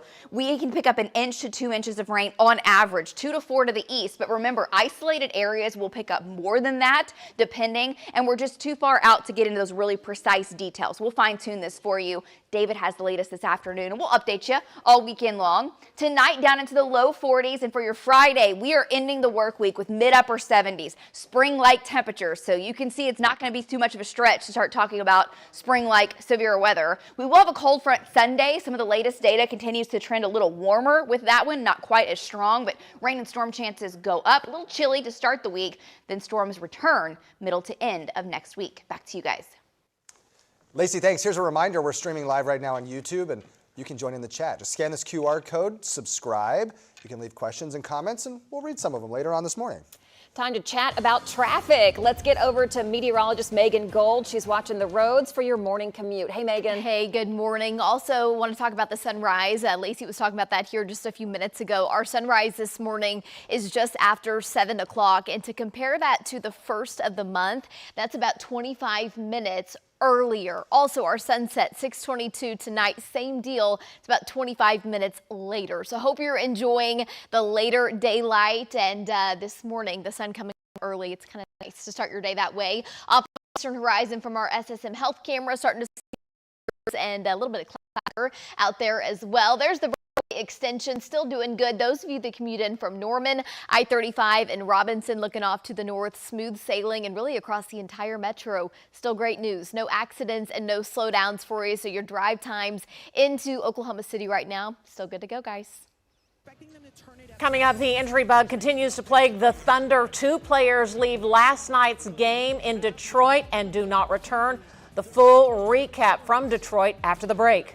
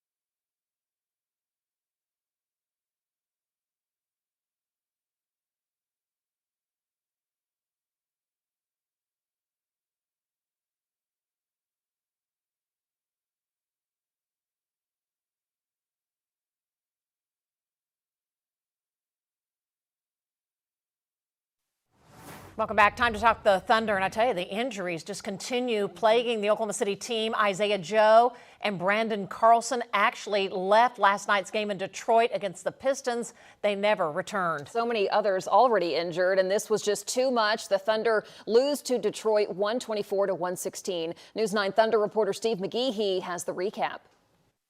This game last night reminded me a lot of the one in San Antonio when Oklahoma City went down there with just 8 players and almost won the game. Oklahoma City led by 12 after the first quarter last night. Then they cooled off.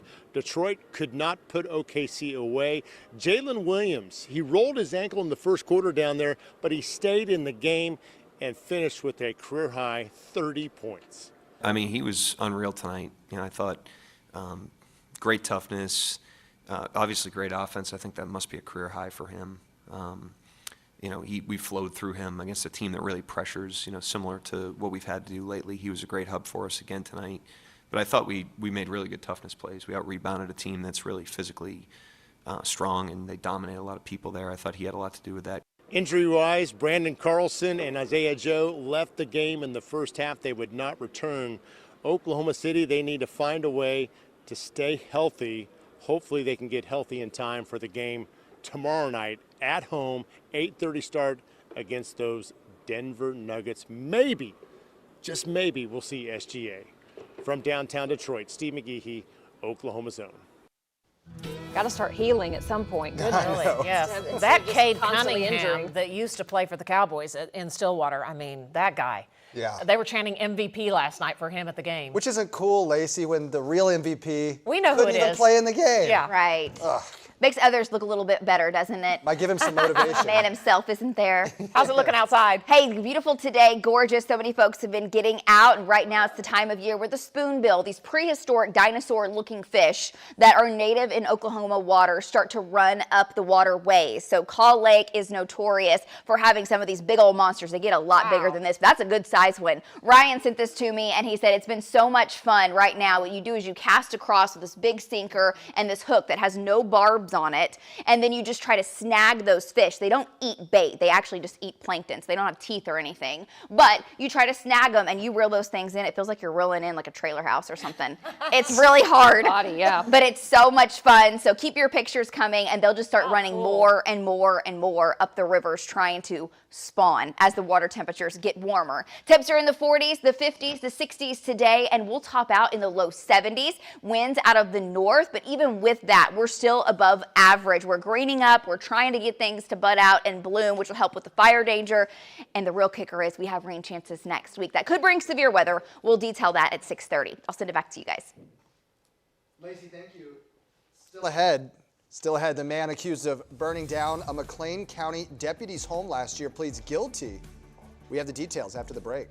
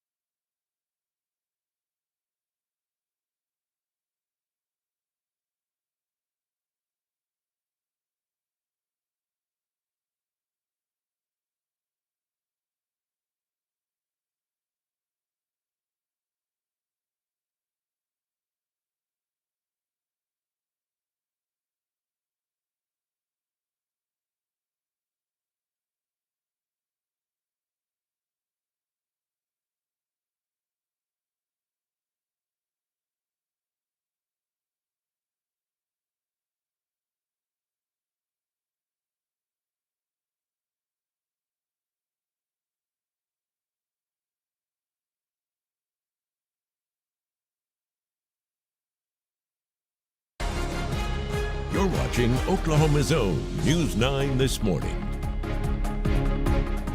A Metro man is arrested after a standoff with police in northwest Oklahoma City. This all happened yesterday morning around 11:30 near Northwest Expressway in Blackwelder. Police say the suspect finally surrendered peacefully. No names and really no other details have been released. Well, new attention is being paid to a lease agreement recently made for ICE office space right here in downtown Oklahoma City.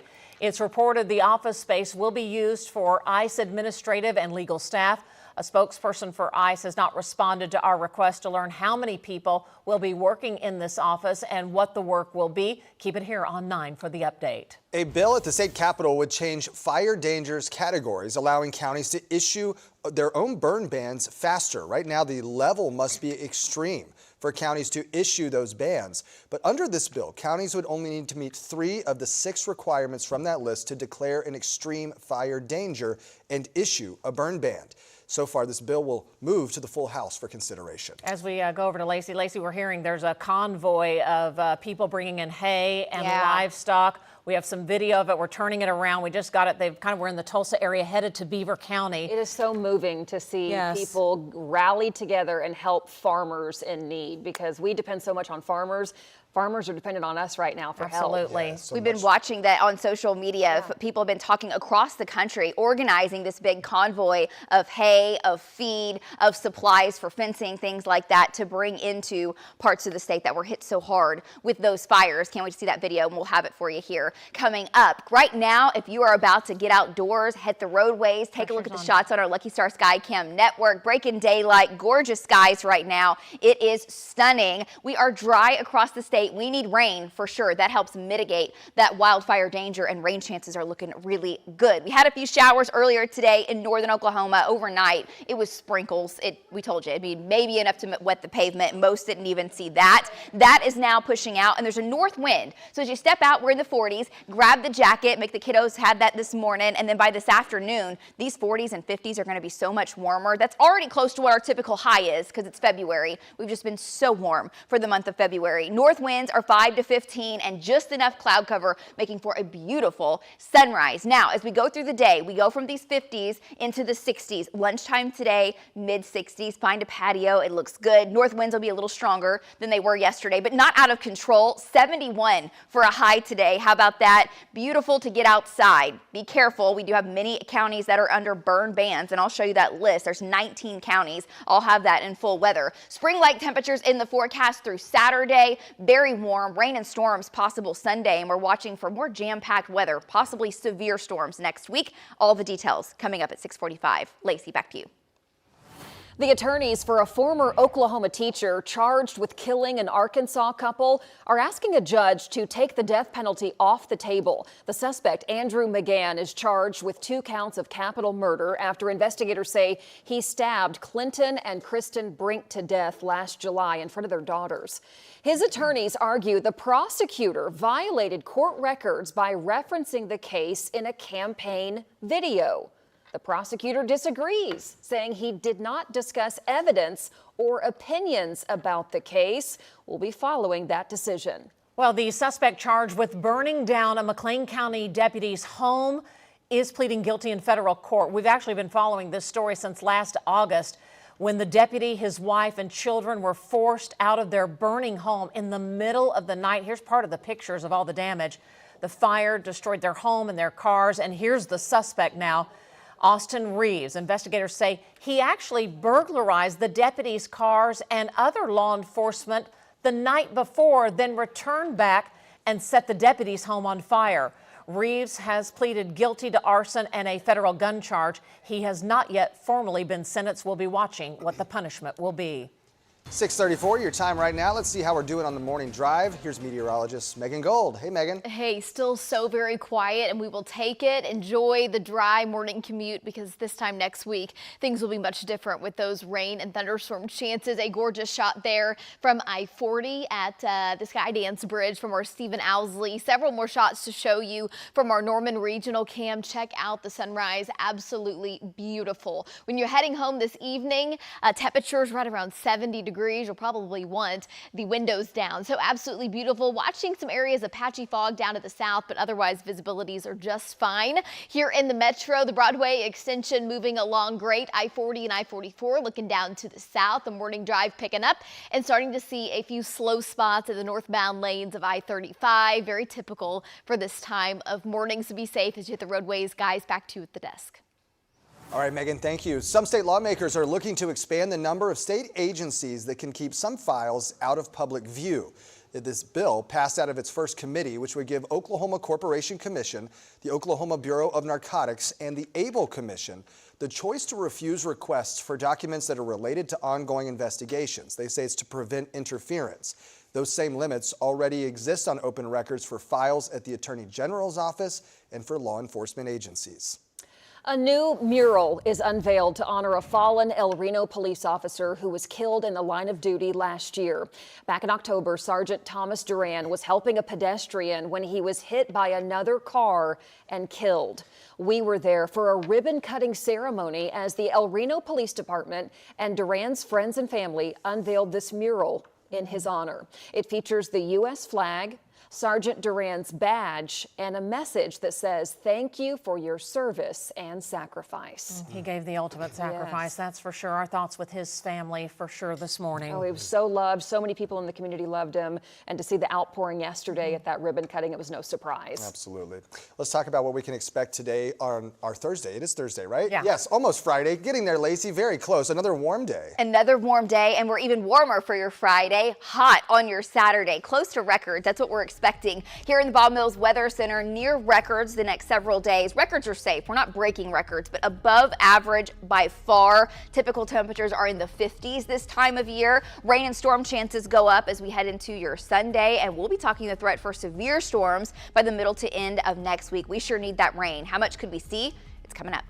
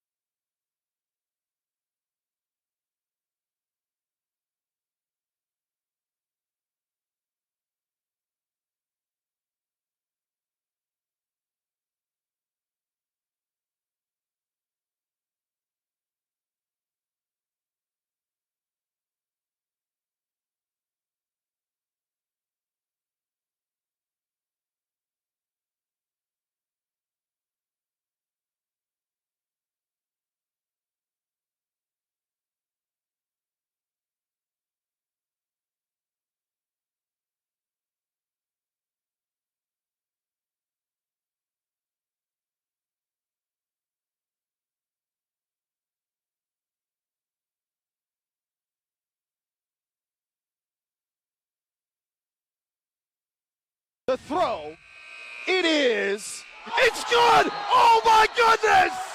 Wow! What a buzzer beater. Take the shirts off. 3/4 court. Yeah, my this gosh. is for the USAO men's basketball team. It happened last night during the Sooner Athletic Conference tournament, which is played at Oklahoma City University. USAO was playing their quarterfinal match against Nelson University, and sorry, Nelson. Look at this again, But right the here. buzzer beater- Free throw line. The other Yeah. free throw line. Oh my gosh. That is insane. That's That is a regulation-sized court. Oh my gosh. Wild shot. That's amazing. That's like a drop your jaw shot, right? Okay, that is too cool. And to win. Way to go, USAO. This is the second USAO highlight we've shown here. Yeah, they're on from News 9 this Chickasha, morning. out of Yeah. Chickasha, yeah. They're a good this team. is what every young basketballer dreams of. Yes, when that's what they practice practice. that They shot, practice this a starting million at times. 7 years old. and Yes. It actually happened. That's amazing. Oh my goodness. He'll remember that forever. Way to go. They're excited in Chickasha, too. That play will live in infamy. That's for the rest of his awesome. life. We're excited about Wow. the forecast. We got rain on that 9-day. Woo. We need the moisture, we need the rain for several reasons. For the drought to flush out the atmosphere with all of the pollen that we've had around. Yesterday was a very high pollen alert day. It's very awful for folks that are sensitive to allergens whenever the pollen count is this high. And guys, Brent sent me this video on X. Those are cedar trees on his property. He just threw that stick into it. And look at that. They're like ticking time bombs and they just smoke. That's pollen. It's crazy. You can Itch almost thinking feel that about in it. your Yes, Yes. it's like I can't stand looking at it. It is awful for folks that have that allergy and that suffer from cedar trees. It has been awful. We need rain. That'll also help green things up. We have drought conditions. Wildfires have been a big problem, and the allergy season has been awful. So thank you for sending that picture, Brent. I hope he's not an allergy sufferer, because my goodness, you just caused yourself a little storm there. We do have rain chances bumping up as we head into Sunday. Sunday afternoon, evening even, we may have a few strong thunderstorms. Right now the severe risk very low, but a cold front hits. It does turn cooler for sure, especially compared to Saturday. Monday, slight chance of rain, moderate threat, moderate chance on Tuesday. Might have a couple of kind of isolated storms, but as we head into Wednesday, Thursday, Friday, more organized storms and maybe severe weather to talk about. We need rain, but before we get there, the list of counties under a burn ban continues to grow. 19 counties now in Oklahoma. It is illegal to burn at all. Be very safe, be very careful, and hopefully we can put a dent in the drought with what's headed our way, because several storms are lined up. As far as a severe risk, this is a pretty broad zone, and that's how it always goes. This far out, we're just watching these days. We're talking Wednesday, Thursday, Friday, but we know we'll have a couple of storms move by, setting up a dry line, a warm front. Warm, unstable air moves in with rich Gulf moisture, a wind, hail, and maybe a low tornado threat at times. And we'll detail when these storms move through. It'll likely be waves that'll be moving pretty quickly across the state. But hey, rainfall is looking better and better. Shower chances overnight last night up to the north. Had a couple of weak sprinkles clipping by the area, and that's all it was a couple of spotty isolated showers. Now we're dry, clear skies overhead with a few high-thin clouds. 50 degrees is the current temperature on our Lucky Star Skycam network. It is gorgeous for your Thursday morning. Some 30s in the northwest versus 50s in the south. And we saw the north wind. It's wild to be in February, have a north breeze, and still be in the 70s. But that is what we're doing again today. 71 in Oklahoma City, 75 in Ardmore. These are your afternoon highs. So as the kiddos are coming home from school, let them run around outside. Soak up the vitamin D and get that exercise, because it will be very, very nice. Winds at times could gust to 30 in northwest Oklahoma. Next storm approaches. This will be heading in for Sunday, possibly into early Monday. Next storm on its heels is stronger, arriving for the middle to end of next week, and there are more lined up, which again, putting better rain chances in versus anything we've seen so far this winter. We still have places in Oklahoma that have not had a 1/4 inch of rain since before Thanksgiving, and I do think that changes as we head towards next week. Storm number 1 Sunday, jam-packed with energy, but it's not incredibly strong. Gulf moisture enough to have some thunderstorms. On the backside, very chilly air makes its way in. So Monday's pretty cool, too stable to really have severe weather. Storm chances bump back up Wednesday. South winds return. We get warm, we get humid, we get what we call wind shear. That's winds that change direction with height, so storms have a tendency to turn, and that will also give us enough moisture and instability for storms to grow rapidly. Could sustain some hail within those updrafts. So wind, hail, and possibly a low tornado threat. The next round of storms Thursday and then into Friday with this system. Timing too far out to get into precise details, and yet another upper level system coming in for the weekend. This may be mainly off to our east, but we'll see how it shakes out. When you add up the rainfall totals, just throwing out an average here, up to an inch in the west, 1 to 2 inches through central Oklahoma, and then 2 to 4 on average to the east. But isolated areas that see more than that, especially if you get every one of those rounds of storms, your totals would be higher than what I just showed you. We'll fine tune that forecast over the coming days, so stay tuned. Tonight down into the low 40s, heading into tomorrow, mid 70s, south winds 10 to 20. 80s on Sunday, and then Monday, showers in the morning are possible, and then maybe afternoon thunderstorms on Sunday. 49 on Monday, 56 Tuesday, and as the temperatures warm next week, storm chances go up. I'll send it back to you guys. Still ahead, a large gathering in Norman ends with 3 people in the hospital. No one arrested. The breaking news update after the break. What? Coming up on the Community Spotlight, it's the 15th annual Free Dental Care Day at 29th Street Dental in Chickasha. We'll be there. It's coming up on News 9 at 9 a.m. Back after this.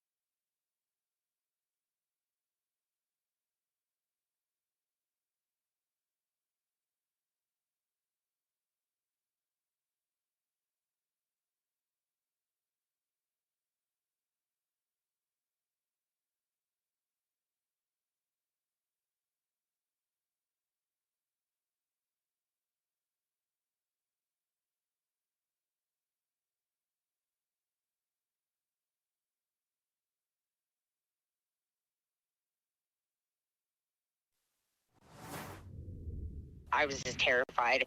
It sounded like a war zone. A shootout at a house party in Norman sends people running for their lives. Yeah, we actually were on the breaking news scene early yesterday morning where 3 people were hit by the gunfire. New this morning, Lisa Monahan talks about the close call for so many people out there. Lisa? Yeah, Robin, when that fight broke out at the house party, Norman police say 2 men took it outside. People were crowded around as the men argued in the street when both pulled out guns and fired. Now, both were hit in that shootout. A bullet also grazed a woman standing nearby. Police say when they arrived to the scene in this neighborhood right here near Main and 36th Avenue Northwest, both men were still lying in the street with injuries. That other victim, the woman, was already on her way to the hospital. Police began talking with witnesses, including the neighbors who say they were on the phone with 911 when they had to duck for cover. We hit the ground. My poor little mom fell. She's in her 70s. And we hit the ground like army crawling, and our dogs were going crazy. I've lived there for almost 10 years, and I've never had anything like this happen. Now, no arrests were made at the scene that night, but investigators spent hours collecting evidence. Police believe both men who were hit in the shooting are their suspects. Robin, all 3 hit by the gunfire are expected to survive. Lisa, thanks for the update. We appreciate it. And police say both of those suspected gunmen were taken to the hospital, and they are expected to be then taken to jail after arrested upon their release from the hospital. Well, you know, there's no shortage of opinions when it comes to strengthening education in Oklahoma, but everyone seems to agree the starting point, improving reading performance. We're looking at what's working, what's not, the real solutions being considered in our state right now. Tune in for our 30-minute special, Educate Oklahoma. It's tonight at 6:30.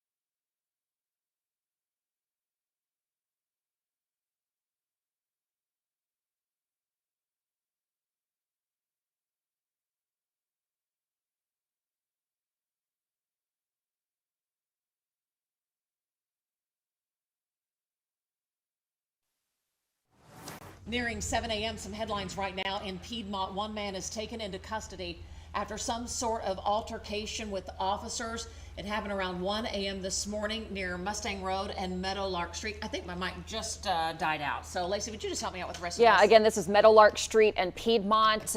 Multiple agencies arresting a person. We'll get more details on why they were there in the first place. Colby? A man reported missing out of Cleveland County is found dead. Foul play is suspected. The Cleveland County Sheriff's Office says Gabriel Butler was last seen in Lexington Sunday. His body was found on Tuesday. Investigators are now looking into his death as a homicide. They're working to learn if it's connected to a recent shooting that happened nearby.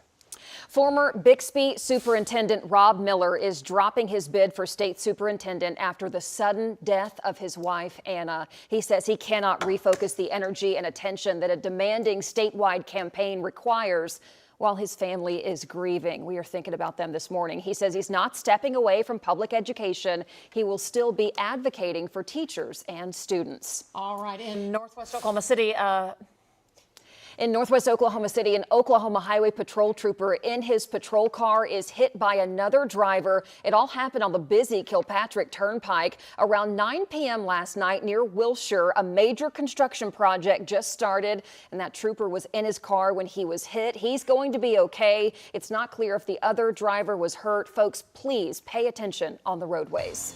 Nearing 7 a.m., Megan is here watching the morning drive for us right now. How are we looking, Megan? We're looking really good. Starting to see slowdowns in the northbound lanes of I-35. And again, that construction project, the Kilpatrick Turnpike in between Wilshire and Northwest 122nd. Please be safe and careful, especially if we have law enforcement out there in construction crews. There's I-40 in May looking off to the east. I-40 looks great this morning. The Broadway extension, the only really troublesome spot is going to be, again, the northbound lanes of I-35 as you're headed into Oklahoma City. Very typical this time of morning, so allow a few extra minutes if you're commuting in from the south side.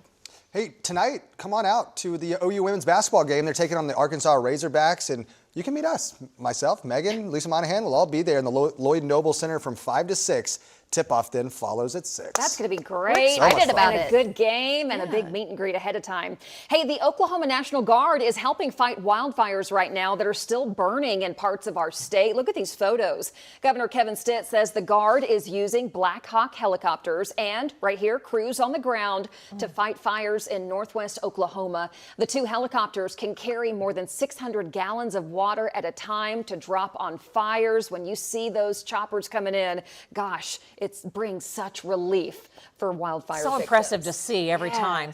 Hey, this is impressive this morning, and it's the Oklahoma Standard on full display. We just got this video into our newsroom. This is a convoy of semis hauling hay and cattle that has just left Tulsa, heading to the Panhandle, to western Oklahoma as well, helping farmers impacted by the recent wildfires.